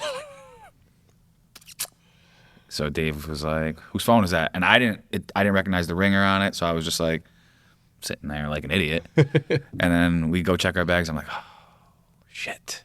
And I was like, "It's mine." He's like, 100 push-ups, buy home plate. I was like, all right. And so I went and did my 100 push-ups. So you were like a sophomore? Yeah. That's a lot of push-ups for a sophomore. Yeah, it was a lot. I was dying. I did them, but it was a lot. But yeah, I do remember that. But yes, Dave, very much so, like, calmer version in our varsity practices. And I remember, like, we didn't have a lot of, I felt like, because it was you, Derby, like the 08 team was you, Derby, and Danny, wasn't it? Rivers. Rivers was JV. Rivers was JV. But he came with us and everything. He was helped out. But, like, it was you, Derby, and Danny Doyle. So nobody had any, like, kid investment on the team in any way, shape, or form, which I think makes a big difference. And even, like, when I was playing football, like, yeah, we had a couple parents, but for the most part, like, I think there was only 2 that were dads. That's important. Like, when I think about it, there was only 2 that were dads that were coaches when I played football. The rest were all either teachers or guys that had been there, or, and that makes a big difference to me, I feel like. As far as, like, somebody that never had their dad coach for them, like, for me, it was always like, oh, okay, I always have a shot type thing. For you, they're more like role models, I would assume, because your dad wasn't there. You know what I mean? So, like, because he didn't coach, I think when they're just coaches, they become, like, kind of like role models or mentors. But when it's your dad, you don't want to be embarrassed on the field. Right. Yeah. So your dad may have the best information for you, but you're not ready to listen to that because that's your dad still. Yeah. And you can't expect a kid to ever separate that, because that's like, and how many like you got to be 30 years old to process some of that stuff. How many times do we get a parent that tells us, "Hey, listen, I've been trying to tell them this. Can you just tell them, because they're not going to listen to me?" You know, and it happens a lot. I can tell you my first experience with Dave was, I think, 11 and 12 All-Stars. And you guys were really good. We went down to like Havistraw, and we went pretty far. And they brought me up to throw BP as a lefty, because you were going to face somebody that had a left-handed BP or left-handed pitcher. And he was saying something to you. I think you were at short. And I don't know if you rolled your eyes or turned away from him. And he went right to me. He goes, "Can you coach him?" And I was like, "I'll give it a shot." And I waited like 5 minutes, and I went out and said the same thing with different words. And we were like, "Okay." And I walked back, and I was like, "Message received." And he was like, "You're coaching them from now on." And that's how I've been with my kids. So Coach Wilbur is supposed to coach my kids, except when I overreact, you know. But like, and it's healthy that way. You know, you almost have to have the realization that, okay, like, this isn't always good for my kid, and sometimes it's probably not good for me either. Right. So part of being a good coach is realizing, you know, what your strengths and weaknesses are, but how your words impact kids differently. So, and how you say them too. Yeah, and how you send the message. Like, I can say one thing to one kid one way, and they'll be fine. I say it to another kid, and they could go sit in the corner and curl up in a fetal position. And that's partly like, I'm very introverted, and in here it's like my space, and I turn it on and I'm comfortable, but it is me turning it on. And like, I'll get home and I'm so drained. I'll get home, the dog will run to the door. I just hear Sam in the background like, "Reese, like, let Mike do his routine," because I need to do my routine and calm down, because all of my words are so thought out. How I'm going to say something to a kid. And we have, you know, we train in a semi-private model, so it could be 8 to 10 people in here who are all very different. And now I need to teach them all within the same hour. So how I talk to you is different than this person and that person. So it's a lot. And if you're in tune with that, it is taxing. Like, I go home from practices drained. I go home from school sometimes drained, you know. There's times where I go home, and like I told you I live with Dan. I'll go home. He'll have a game on, and literally there will not be a word said. I'll be awake for another like 2-3 hours. We won't even say that. That's a good roommate. Not a single word. That's a good roommate. But like, there's times where he comes home and it's the same thing. He gets home and he like just doesn't want. I'm like, we're both kind of like, all right, like, I don't need to have a conversation. Right. Awkward silence doesn't bother me. We can watch this game, and I'm going to be happy. Yeah. Sometimes you can be comfortable with your own thoughts. Yeah. That's lost because I think of technology. Oh, for sure. You know, people don't know how to wind down or shut it off and just relax and not have something in the background. There's times that when I'm sitting there, like, let's say even just, obviously it's still using technology, but let's say I'm watching TV and I find myself just like, and I go, wait a minute, hold on. And then I'll literally go plug my phone in across the room. Because I'm like, I don't want to be on this. I'm trying to watch this. That's like, real. I catch myself 15, 20 minutes. I've been on Facebook and I went to look up a picture of somebody. Yeah, and I'm like, oh my gosh, it's the 4th inning. I catch Sam. I'm stuck. There's no way you got 4 innings in 15 minutes. You're right. Little League Baseball. It could be worse. I'm stuck watching Love is Blind while Sam's scrolling through a TikTok. Like, no, don't change it. You can't change it yet. Like, you haven't seen a fucking second of this. There's a little bit of Shannon there in that too. Yeah. She actually just removes herself and watches it in her room now. But yeah, there's a lot to be said for that. There's no doubt. No offense, Sammy. Exactly. Yes, females are much better at that than we are. There is no doubt about it. I don't know. Sometimes I wonder, though. You know, It depends on the task. task. It depends on the task. Yeah, the technology. What has changed in the years over coaching on the technology front that you utilize now? Obviously, we have like an Instagram and a Facebook page. I'm talking like on the field. On like the field, practices. well, not so much there. We don't really do a lot of video. Like, if I do, it's because somebody asked. But what I'll do during the day, even in the off season, I'll send them a quote or a video. Like just the other night, I have a lefty catcher again. Shadowing the lefty catcher. Yeah, we love it. LJ was almost a lefty catcher. Everyone points it out. Lefty second baseman. I'm thinking EY. Oh, yeah, the EY. Yeah. I have no problem with putting lefties anywhere on the field being a lefty. Right. Yeah. It's probably why they get the opportunity. But I sent him a video the other night of a no-look pickoff to first. Like, there was a pro catcher in spring training, and he literally looked at the pitcher, turned his shoulders like he was throwing, and threw it behind the hitter. Oh, I saw and picked this. him off. I saw this clip. Insane. It's dirty. Paul, did you see it? No. Yeah. Go on Insane. Twitter, just search like no look pickoff. It's dirty. Yeah.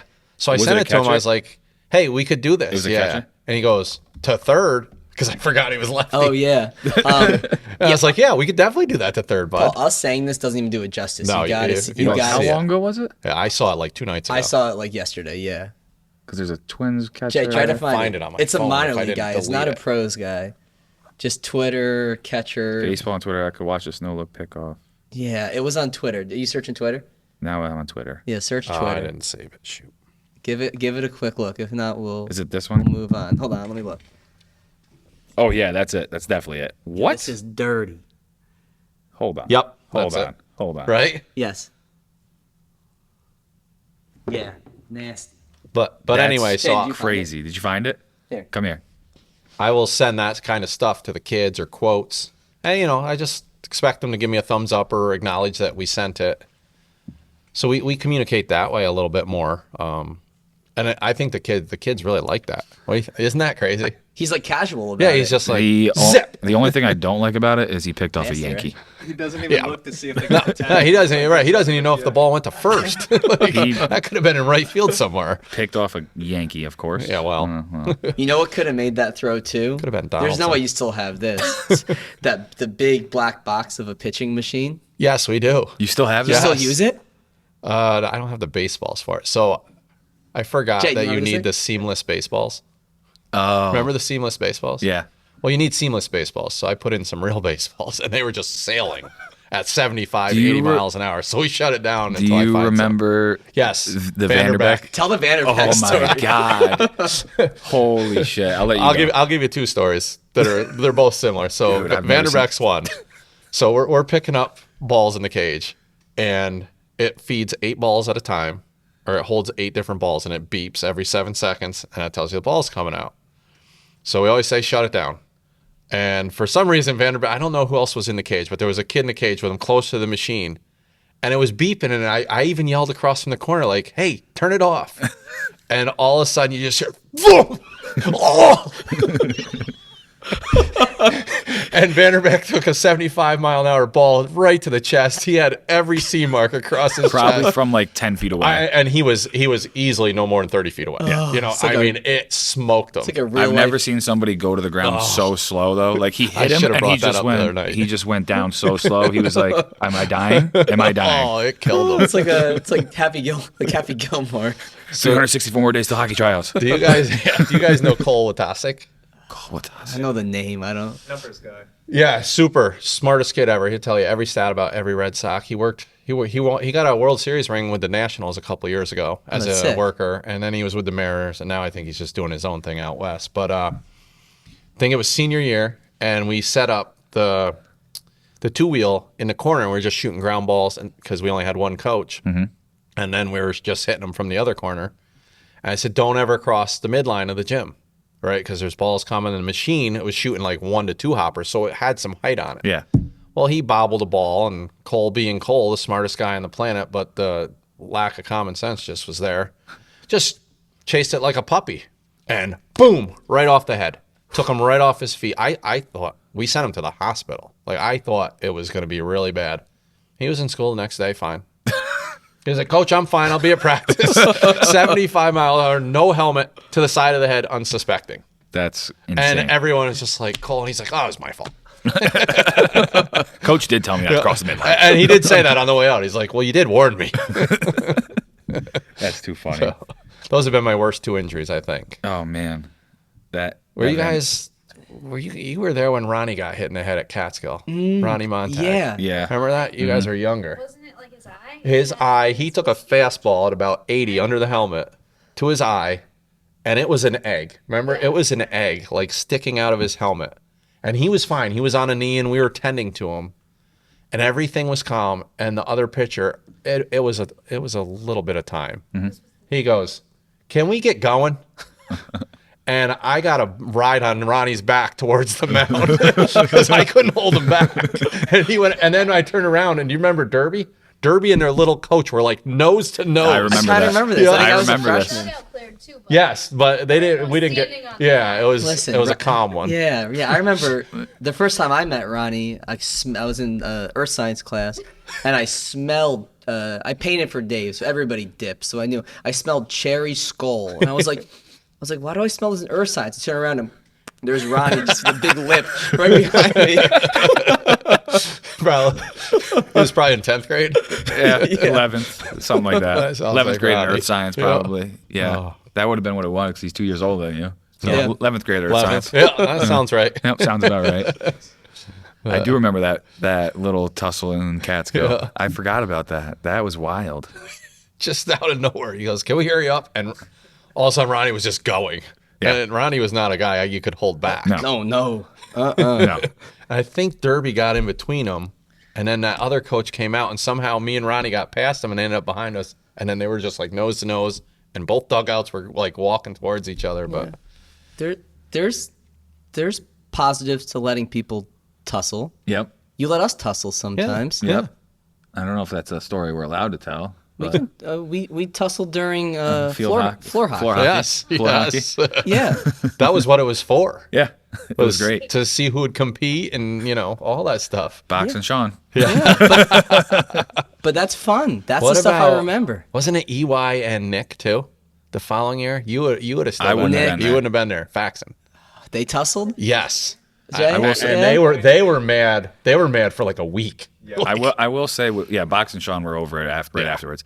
I remember, though, Box is the one person I remember in both football and baseball to get in a fight with somebody on our team because he did it with Ethan Nielsen in football. Ethan threw a tennis ball at him. Box got out of the dugout. I've never seen somebody run so fast and literally pick Ethan up and sumoplex him to the ground. And I was like, okay. I was like, that's what Box is about. All right, yeah, that's probably true. What's the craziest plays in a game that come to your mind? Or feats in a game? Sean's 4 home runs was super impressive. Is that still a record? Yes, That is a record. I think it's tied for. I think it might even be. It's number one, Might be I a think. state record too. Paul has the record book in front of him. doesn't right say now. state What's record. this book? The all-time Chatham. This is the record? Chatham records from what So- I was handed from Mr. Dobrashowski. Sean I've kept Legend. them as close as I could. Sean has 4. Nobody else has even hit 3 in a game. Yeah. At Chatham. Listen, 2 in a game's a feat. Yeah. Sean hit Two in a 4, game's a and he feat. had 9 that season.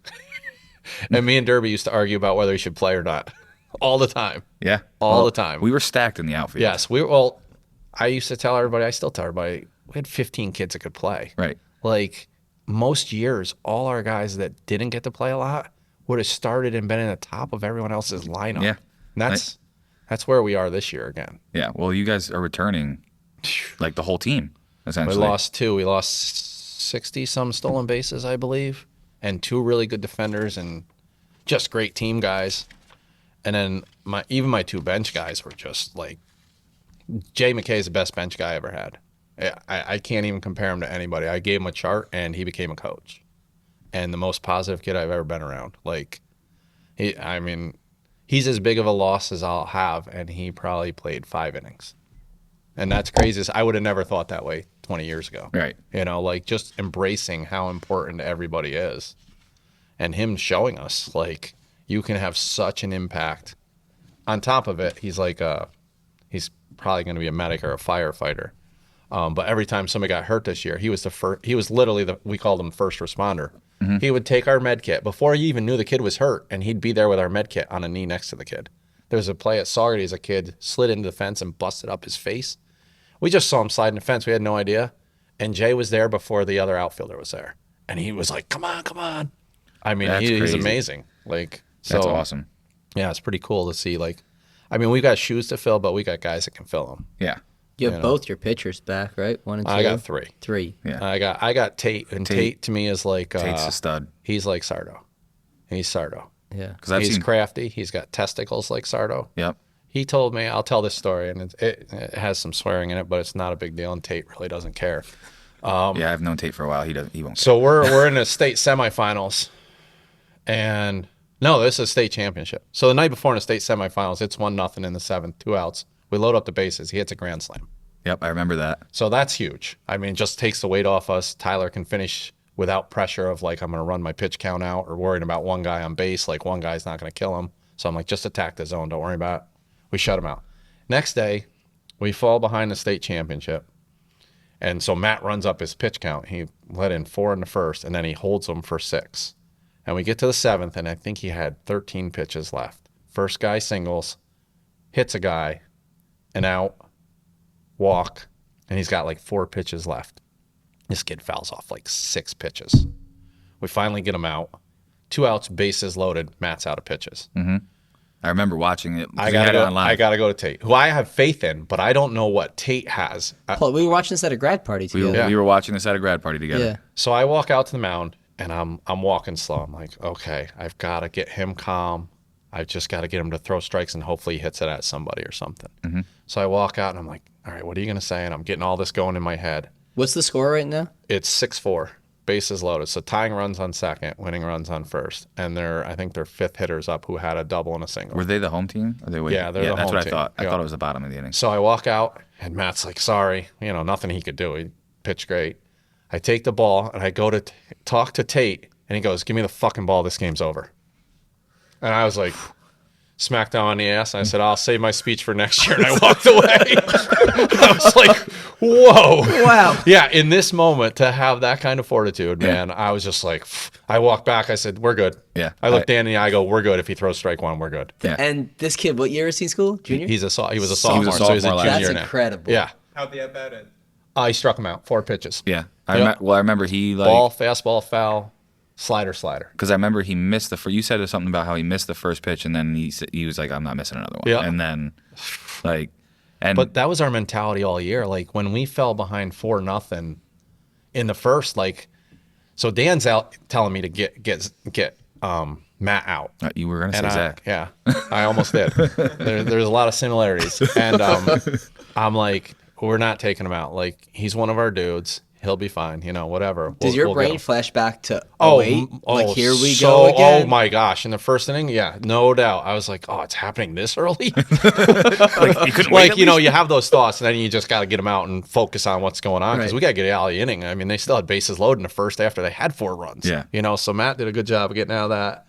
So Dan's like, get him out. And I'm like, no. I'm like, listen, we preached we love adversity. That's like our saying. We love adversity. We want adversity. I love it. So I'm like, we can't take him out when adversity hits no matter where we're at. Yeah.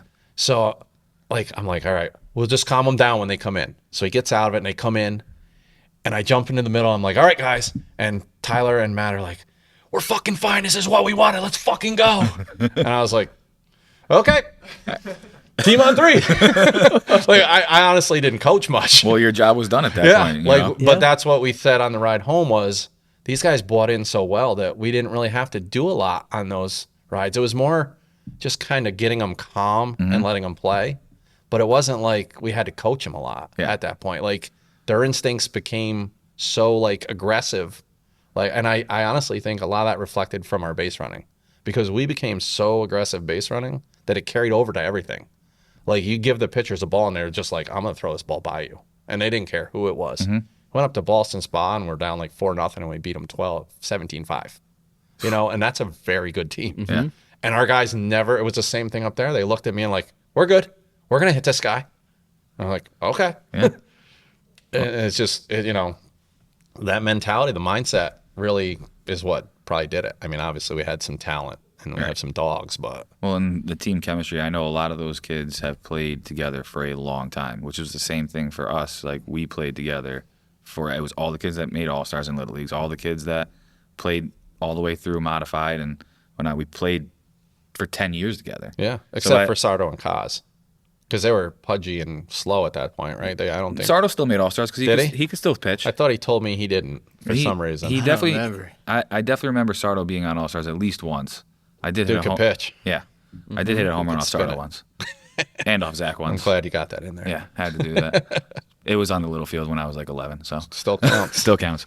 But yeah, the chemistry that's there too is that's what allows them to be able to say that and feel like they can do that because they built the chemistry and then you instilled the confidence in them to be like, this is adversity. Yeah. And we've talked about it before. Like a lot of kids now I feel like they go to college after playing high school sports and they get faced with adversity and they fold. They don't know what to do. Like, they're not the big dog on campus, or they're not getting the playing time they thought and that they were promised. Well, did you put in the work? Because you could be told one thing, but if you just go in there thinking I'm going to get this playing time, it's probably not going to happen. Well, I think that's where, especially for like schools like us, like sometimes that's where the weight room plays a part. Like, I never realized, like, when I was hitting the weights, like between my first and second year of college, like what it would do for my confidence. I knew what it did for my body, and when I swung the bat, every line drive started going between outfielders, over outfielders, and occasionally over, and that was really great. But I realized, like, when I started going to slumps, like I didn't think of myself the same way anymore. I was like, one, I work too hard.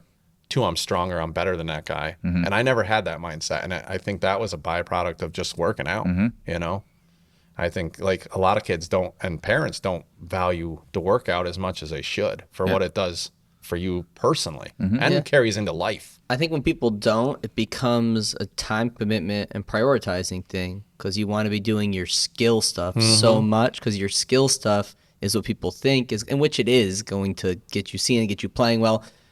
But you need this foundation. The skill stuff is, like, I think I've said this before, but your sports skills, so your pitching mechanics and your mindset when you're pitching, that's the top of the pyramid. But you have how your body moves, your flexibility, your strength, your power, and all that's underneath it. It's giving you that foundation. People miss that sometimes. I think the 10 extra ground balls could be better spent, like, working out, talking about mentality.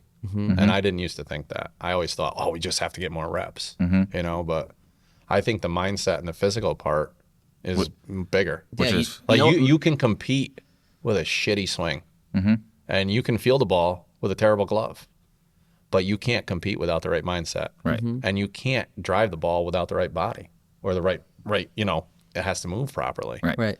Well, and it's funny you say that, because I feel like every other coach has done the opposite, not every other coach, but a lot of coaches have done the opposite, where they went from, like, you don't have to take 100 ground balls a day to now you got to take 500 ground balls a day. It's over the top. Like, they went from, like, not doing enough to now doing way more than they should be done. In the weight room, we talk about the minimal effective dose. What's the least amount I can give you for you to get the maximum benefit without risking things, without burning you out, without overusing you, without overtraining you. And I think that should be the same with sport. What's the minimal effective dose that you need to get better? Relate it to, I tell the kids, it's like a meal. Like, too many times now, everybody just eats one thing. Like, if you think you're going to grow, well, I just eat steak, or I just eat, you know, boiled chicken or whatever. But you still need your vegetables. You'll still need your starches for all this to work. And that's like the mental stuff, or you know, the strength. Like, it's not just eat your steak and get 300 reps. No. You're going to be great. You're going to be great at that ground ball right at you. But what's going to happen when it bounces over your shoulder? How are you going to respond? Can you jump up? Can you dive? Like, can you move? But like, you know, can you respond to it the right way without affecting your teammates negatively? Like, there's a big difference if a ground ball goes through your legs and you're like, to the pitcher, get me another one, or you kick your glove and storm around the infield for 5 minutes. And then you come in and swinging a ball out of the strike zone, you know? So it's how quick can you get back to where you need to be, like, on a flat line where you play best. Yeah, I mean, think of the weight room. This was 2004. I mean, you got me into the weight room, which then I ended up falling in love with more than sport I'm playing itself, which led me to my career. To your career. Yeah, 100%. Yeah, I feel like you were early on that in terms of, like, because the programs we were doing were, like, we were throwing med balls, we were doing band work. Yeah. I remember seeing Mike in the gym, and I'd be like, what the fuck is he doing? Well, we used to do some, you know, stuff that was different. Right. I was fortunate. I joined some baseball committees and stuff like that. And so I got kind of on the ground floor, like, I don't know how familiar you are, but with, like, the Texas Baseball Ranch for pitching. And I got to know the Mets trainer for, like, workouts and hitting. And that's where I got it. Like, I don't come up with anything. I steal or borrow everything, you know, like, and I think that's how most people are, like, and then you just tune it or refine it for what you're doing. Yeah. And I don't know. That's honestly, the weight room is probably what created my college career, indirectly without even knowing it. You know, it wasn't a thing when I played to go lift. Right. All I heard was don't bench. Don't bench, don't bench, don't bench. That's all I heard about lifting. Yeah. And I was lucky. It's actually a cool story. So my first year at Hudson Valley, I had a coach. And then the second year, in between, in the fall, an unpaid assistant came named Tom Reinish. And he'd come from Auburn, where he was Frank Thomas and Bo Jackson's grad assistant. Well, that's and he had some great stories. It's got to have some good Can't stories get into with those those. two. But he had some really good stories. But he kind of came in and was like, he said, listen, I know I worked at Colony Athletic Club, it was called. It's where Aframs is. Okay. And he said, listen, my brother is in the minors, and he's looking for a place to train while he's home for 8 weeks. And he don't want to pay for a membership. He's like, can he come in and hit into one of your tennis nets or something? We had tennis courts. And I was like, no, I don't think so. He's like, how about when you're closed and he'll work with you too? So I was like, sure. Sounds good. I'll get some free hitting out of this. Double-A guy. And all we did was hit wiffle golf balls with a broomstick every night, like minimum of 100. And he'd talk about my hips and how I moved. But he'd always be like, keep lifting, keep eating, keep lifting, keep eating. And he was pretty big. And that's a year. The next year I went out, and the first swing I took not only went over the fence, it went over the fence in the parking lot. And, of course, being the klutz I am, I hadn't hit a home run since Little League. I'm sprinting around second. I'm earning my worth. I'm going for 3. And Coach goes, I turn around and dive into second. Well, the ball went over the fence. So I had to jog, get up, dust myself off, and jog home as I was going. And he's like, well, what are you doing? I was like, Coach, I never hit a ball that far in my life. But it was literally the mechanics and the weightlifting, and that's what really set me off on that. I was just having memories of hitting wiffle balls in the Chatham gym after you said that. That's why we hit wiffle balls. The amount of wiffle balls that we hit. That's why we hit them. Holy shit. Yeah. There We was a still lot. hit them. Yeah, well, it works. Right. You know? Yeah, that and Baseball looks like a beach ball after you hit those. yeah, and Especially with a stick. thunder Yeah. thunder sticks. thunder That's what sticks, they're Thunder called, sticks, right? yep. Yeah. And then didn't we get the machine that like threw them like in like a curve type thing? We tried. It it was wasn't All over the great. place. not everything I tried worked. Yeah. It was like, what is this? What's Yeah, going remember on? they would just shoot and like ride like Yeah. a mile high. I'd be like, You get like one swing out of 20 balls. Yeah. You're like, let's not do this one. Yeah. I think that machine's still in the back somewhere. I'm sure. There's some relics back there. Nostalgic. So Going into this year, so it's pretty much the same team.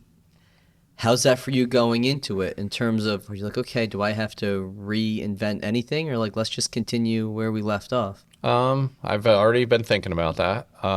We're going to try and increase. So we were really good at base running. We could be better going second or third. But with all the base running, I realized we're not that good at holding runners. Our picks aren't that good. Last year, I realized we spent way too much time. We didn't do it last year, but the year before on bunt defense. I'm sure you guys still remember our bunt defenses in first and We third. would spend the We whole don't need to do practice that. Like, on no one first and third. bunts, right? No one bunts anymore. Here I am spending hours weekly to Right. defend a play that's going to happen once. Right. So now I just do it before sectionals. Yeah, because obviously when we played, bunting was a thing. It was a thing, right? I And- mean, we won game after game bunting, whether it was early in the game or late in the game with a squeeze. Well, I remember, what play was it? There was a play in the regional finals. I think it was, they pumped to second and then got the guy coming home. And when that happened, Vanderbeck on the sideline just started yelling, "Scotty!" Because he's like, that's those 2-hour first and third practices. And I was like, yeah, I remember those. I was like, we had a play for every first and third scenario, but like that's a different case. Like that probably still needs to be, those still matter. Those Yeah, still matter. Whereas still like matter. bunting, like But we don't spend as much time. no, Like, throw the ball down there and cut it or don't. yeah, Like, and I've just reversed my thinking. Like, we throw through the first time because everybody thinks you're cutting the first time. So we throw through, and then the rest of the time we cut it. yeah. And then we'll pick the guy off third. We'll throw to third instead because they think we're either throwing through or cutting. So if they run 3, we almost always get the guy at third. Yeah. Like, it's just kind of like a small, like, chess game, you know? But we wasted way too much time on that. So we're going to work on that. We also probably have to approach the mentality of not being overconfident and embracing the target. Everyone, I'm getting calls like twice a day. We want to scrimmage you. We want to play you, you know, because they know we got big arms and it'll benefit them. But we have to do what's like best for our guys. And they're going to buy in. These kids work. They're a great group. I have no doubt that they're going to work and just stay healthy. You know, I think we got to stay healthy. I don't want them. Our big guys are going to go out with a lot to prove and try and overthrow the ball. And I worry about that in the spring. I'll probably They don't know it yet, but I'll probably start Tate game 1 because of that. Yeah. I mean, but that's. And also how the schedule falls, Right. looking at who we're playing. Well, that's also. sets up my matchups. You thinking about that and thinking about the player health isn't the thing that most coaches would think about. No. And right. that's where you as a coach do such a great job with your kids, is that you're not just thinking about, okay, how are they going to perform on the field? How are they going to do this? How are they going to feel? How's their body going to hold up? All the little things that I don't think get taken into account enough, especially with like how much kids are doing now. Well, I think a lot of coaches are there to win first. And like I said earlier, trying to be transformational is a different approach. And you have to do what's best for the kid long term. Like with my 2 top guys, they're already signed. Right. I can't have them getting hurt before they go to college. That reflects poorly on me. Well, didn't one of them give up football? Like in 8th grade. Oh, I thought he played in high school. Maybe he played in 9th grade. I thought he played in 9th grade, and then might after have. COVID, he didn't play. Yeah, he did not play after that. But he was, he's all in. Matt has just started hitting the weights. Finally. It only took us talking He's to going him to be for a a long beast. time. He is jacked out of his mind naturally. He is a Josh Guys. Yeah, he's huge. Yeah, he walks by the weight room and his arms get bigger. Don't even have to go in. So he's going to be something special in the spring. Yeah, that would I be see fun to him watch. being 92 to 94 maybe, and Tyler too. Yeah, that'd be fun to watch. Yeah, that's hard. And I think Tate's going to be mid 80s. Tate throws hard. Tate throws well. It's electric. It comes out of his hand. Like, and he's then done that way LJ his is whole going to life. be 80. And then I've got I'll this still kid. smoke him. I'll still have I've bomb got off him. Logan Smalley that's about Sam's size. He's a sophomore and he throws 80. Yeah. Jeez. He threw 80 last year. He touched it. But this year he'll throw it. He's a hard LJ's worker, throwing that too. hard? LJ's got some juice, bro. I mean, I watched him pitch. He's got some stuff. He's got some juice. He's got some stuff behind Well, him. if we reel him in, he's going to be nasty. And he's a lefty. And he's lefty. Yeah, he's going to be nasty. His knee literally drags on the ground when he pitches. He's It's gonna be- crazy. I don't even understand how it works. Yeah, he's gonna be something. He's gonna see time in the outfield. Like he'll rotate with my pitching, how the pitching rotation works. And Yeah. he's got the guy that I look to steal the bases. Yeah. Once he gets that system down, he's like I call him Baby Gorilla. He's like powerful and explosive without even knowing it. Well, I was the original McGilla gorilla, so Yes, you were. therefore. So his family. See, it still works. that I makes forgot sense. about that. thanks, Mike Zerbalik over at All Stars for that nickname. That's a good nickname, though. It was. I will never forget that. I was like, what? And then I looked it up. I was Did you like, look it okay. up? That guy is Then perfect. I was like, that makes sense. Yeah. Okay, fair. That's funny, Baby Gorilla. I'm gonna call him that now. Next time I see him. Yeah, I just think it's impressive. Late 90s, when did you say you started? Yeah, baseball? 98 was my 98 was my first year coaching JV. I coached 1 year at JV. Just to have the longevity and build like a culture that lasts. I Right. feel like that's very hard to do with kids year over year that respect you and the program and the sport and learn lessons that are like that are off of the field just as much as on is hard to come by, I feel like. How conscious are you about that, teaching lessons that carry over off of the field? I mean, I think, you guys know going through, I've always been aware, but I've definitely, COVID was huge. Like for me, I took COVID as, I didn't, no one knew what was going on or how long it was going to last. But I just took it as an opportunity to get better and refine like what I do and how I do it. So like I literally spent almost every night on my couch watching coaching videos, reading books, talking to coaches. We, one of the committees I'm on in the ABCA, like we picked the all region and the all American high school teams for the country. And so there's 8 of us, and we would get on once a week and just chat baseball. Like one of our guys would pick a topic and we'd talk about that. And so one of our coaches, Jimmy from Oklahoma, his assistant coach is Matt Holliday. So Matt would jump on and talk hitting with us. Like, It's a great guy to get hitting lessons from. I mean, like, and send us little video snippets of himself and like when he would talk, just awesome stuff. So I felt like I improved that way. But I was super aware because like teaching from home during that, we were just on, group meets, and you just see the sadness in these kids' eyes because they weren't. I mean, some kids were locked down for over a year. Yeah. Like we have stories of kids. My kids had a friend that didn't come out of his room most of the time because they had a baby, and every time he went out, they'd put him in his room and let him play video games and put the food by his door. He was 12 and 13. Yeah, those are like prime developmental years too, to be so social. I said, like, I've got to be aware, and even Mrs. Foster, you know, I say we don't really teach phys ed as much as we used to. We're more like just relationships, and it's paid off. Like the relationships we've built have been really cool, but I think they've been really beneficial not only for the kids but for us. Like you can see like kids buying in and making changes, and just carry that over to baseball. Like, you know, obviously we're athletes and there's a little machoism that comes with being a male athlete. But deep down, we're all the same creatures. Like we all need to have conversations and, you know, be able to talk to people. And it's crazy because through some of this, like some kids have had family crisis that just wouldn't have happened without COVID. And it's affected them so hard, and just trying to help them through that. It's been like, it's like a reality check for me. Like, and my kids and my family, like how blessed are we? Right. You know, and these guys are out here struggling, you know, and so it's become a bigger thing the last few years. We spend more time on like the quotes and the stories and talking about it, and like just checking in with each other. Like my guys are great. Like honestly, there's on the field, there might be a little swagger, but there's no arrogance on the team. Like these guys are all about each other. I was telling you guys before, like some of my players, like they care more about the kids in the stands than themselves. Like they see a kid in the stands and they'll make that kid feel like they won the World Series. Well, and that's just so cool to see. I think when we were at the homecoming game, we ran into Matt and somebody else was with him.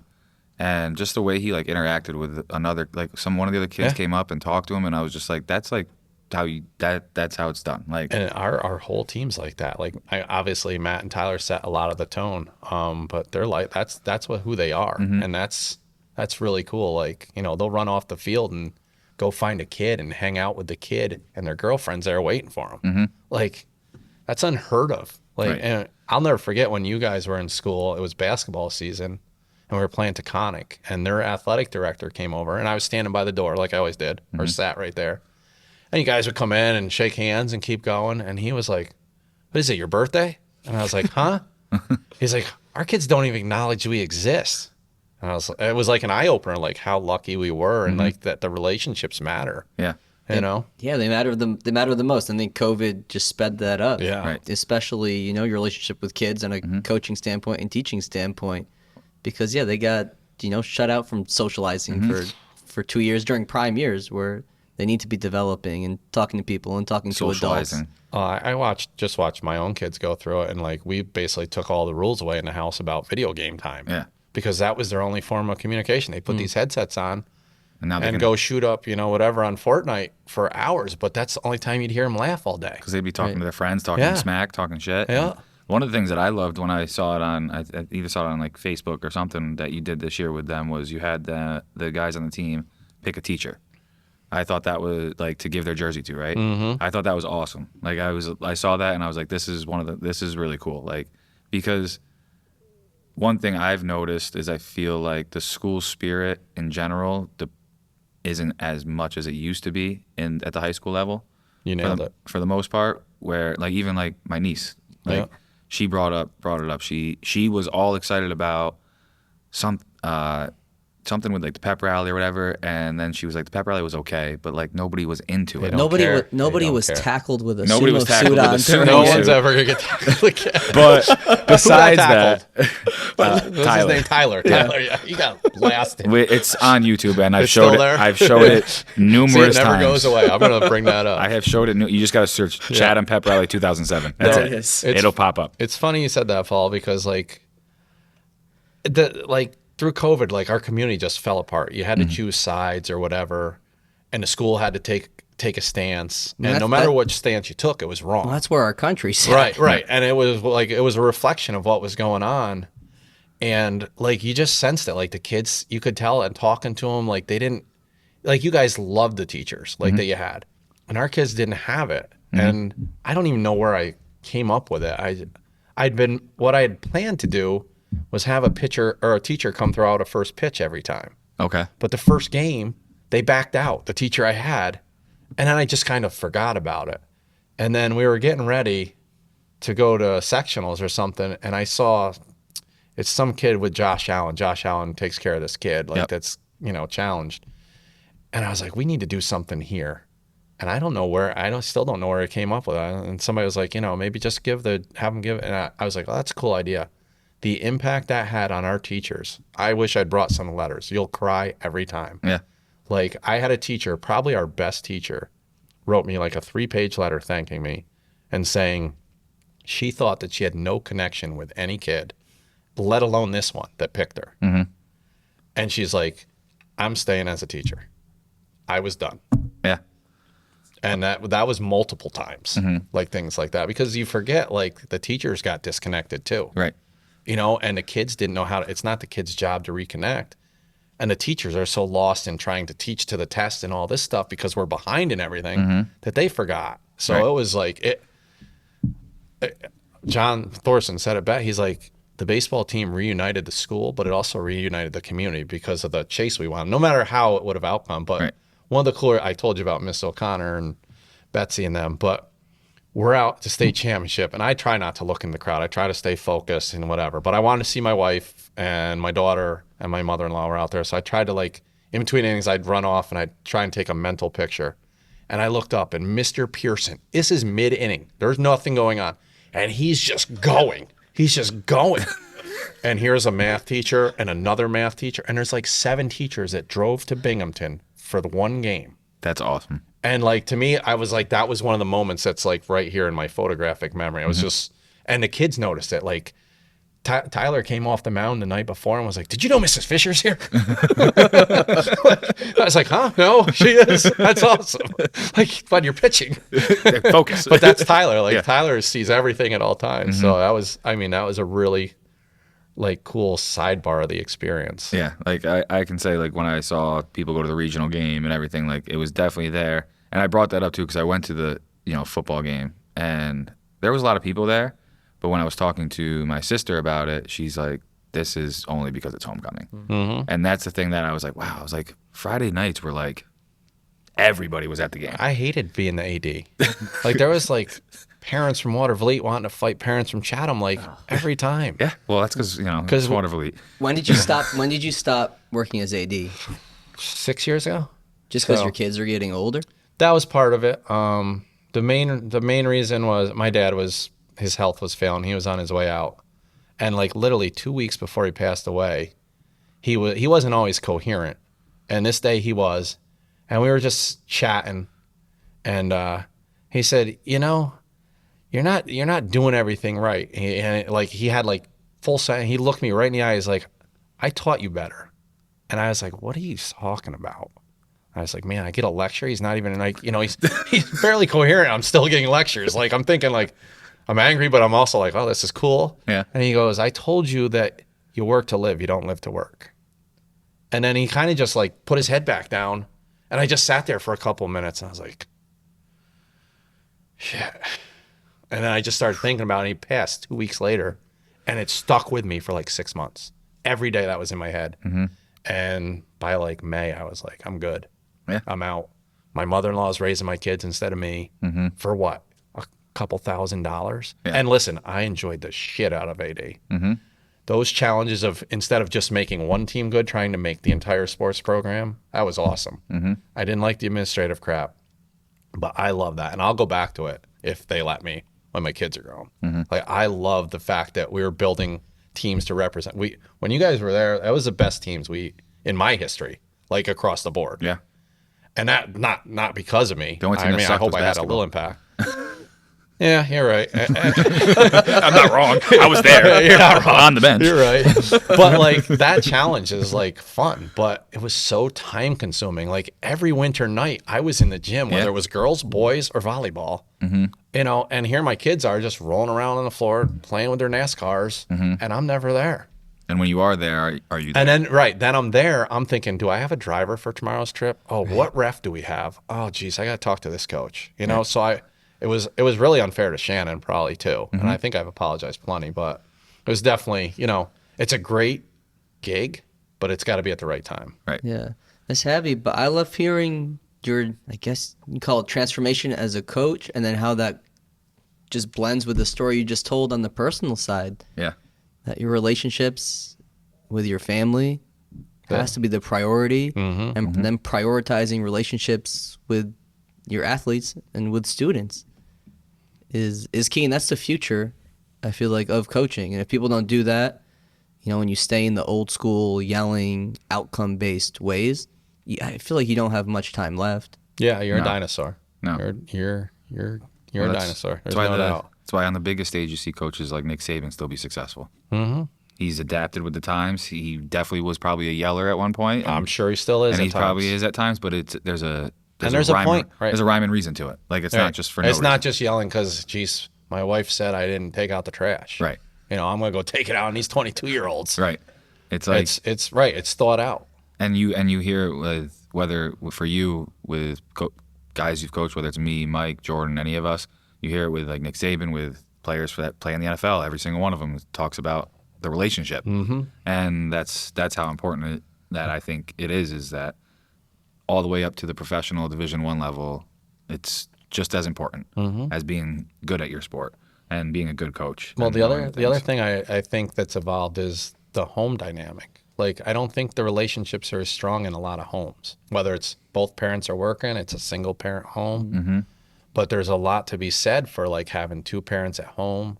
And if you don't, you're going to need to find that relationship. Yeah. Like now that Mrs. Foster is kind of on board with all this, you can see like we identify kids like why they're acting out. You know what I mean? Like, Jesus, that girl's just acting out. She must have nothing at home. And then you do your research, you talk to a social worker, and they're like, yeah, absolutely nothing. Like, so like if you don't have it, you're going to try and find it. And if you don't find it, you're going to act negatively. Yeah. And then you're going to impact either yourself or someone else negatively. And that's a snowball effect. Right.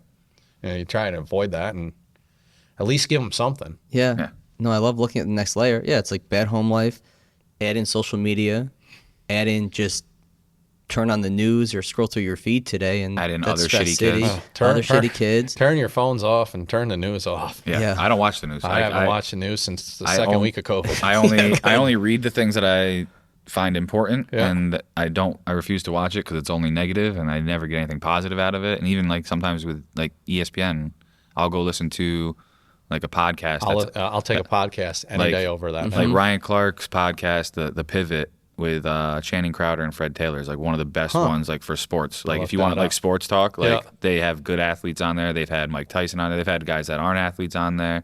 It's really cool to listen to them talk because you get sports stuff, but then you also get like life stuff like we're talking about here. But yeah, like it's just all negative, and there's way more positive in the world than there's negative. But the negative is what gets the Negative sells. negative sells, and Yeah. that's whether it's social media, regular media, whatever it is, like negative sells, and unfortunately they're going to continue to do that. Yeah. So we we need have more puppy stories. Puppy stories and bat flips. I don't Right? know. I mean, what probably gets the most likes up here? Reese as a puppy. Reese gets a lot of likes. Reese does Reese get is pretty she gets a lot popular. of love. Reese gets a No lot of offense love. to you guys, but Reese Yeah. is probably the coolest thing you got, right? I mean, Puppies. 100%. Her and Sam are probably the two coolest things we have. Yeah, that's probably true. That's probably true. But yeah, and I mean, it's great to be able to have you come up here. And last year we did the Thanksgiving thing, so it's like We'll do it again this year. Yes, clearly, please. yeah. I mean, definitely. I was thinking about that like 2 days ago. I was like, I got to put the text out. I haven't done it yet. Well, So we talked just about it at the football bump me game. a reminder. Yeah, we talked about it at the football game. This year I won't be on a knee crutch. That's well, you can't predict that. No football games Yeah. between You now don't and have then. I will be nothing on your schedule. Can't promise that. Okay. I can promise that. Hopefully, I won't be in a walking boot. Hopefully, let's hope that. Yeah. But yeah, just being able to reconnect and all of that, and just seeing the relationships you build and have continued to build is really cool from the outside. Well, thank So, you. It's a two-way street. Yeah. Well, I appreciate that too. It's You guys are doing the same up here. I've never heard a negative. Never. I appreciate it. I wish you were closer. yeah. It's a little bit of a drive, but It is. It's a hike. But yeah, no, I appreciate it. I mean, our relationship is what's brought you here today and kept us in touch, and continues to be your priority with kids. So we appreciate you coming up and talking, and I'm sure we'll do it again soon, and we'll catch everybody next time. Thank you. hopefully we do it next winter. 08 over 22.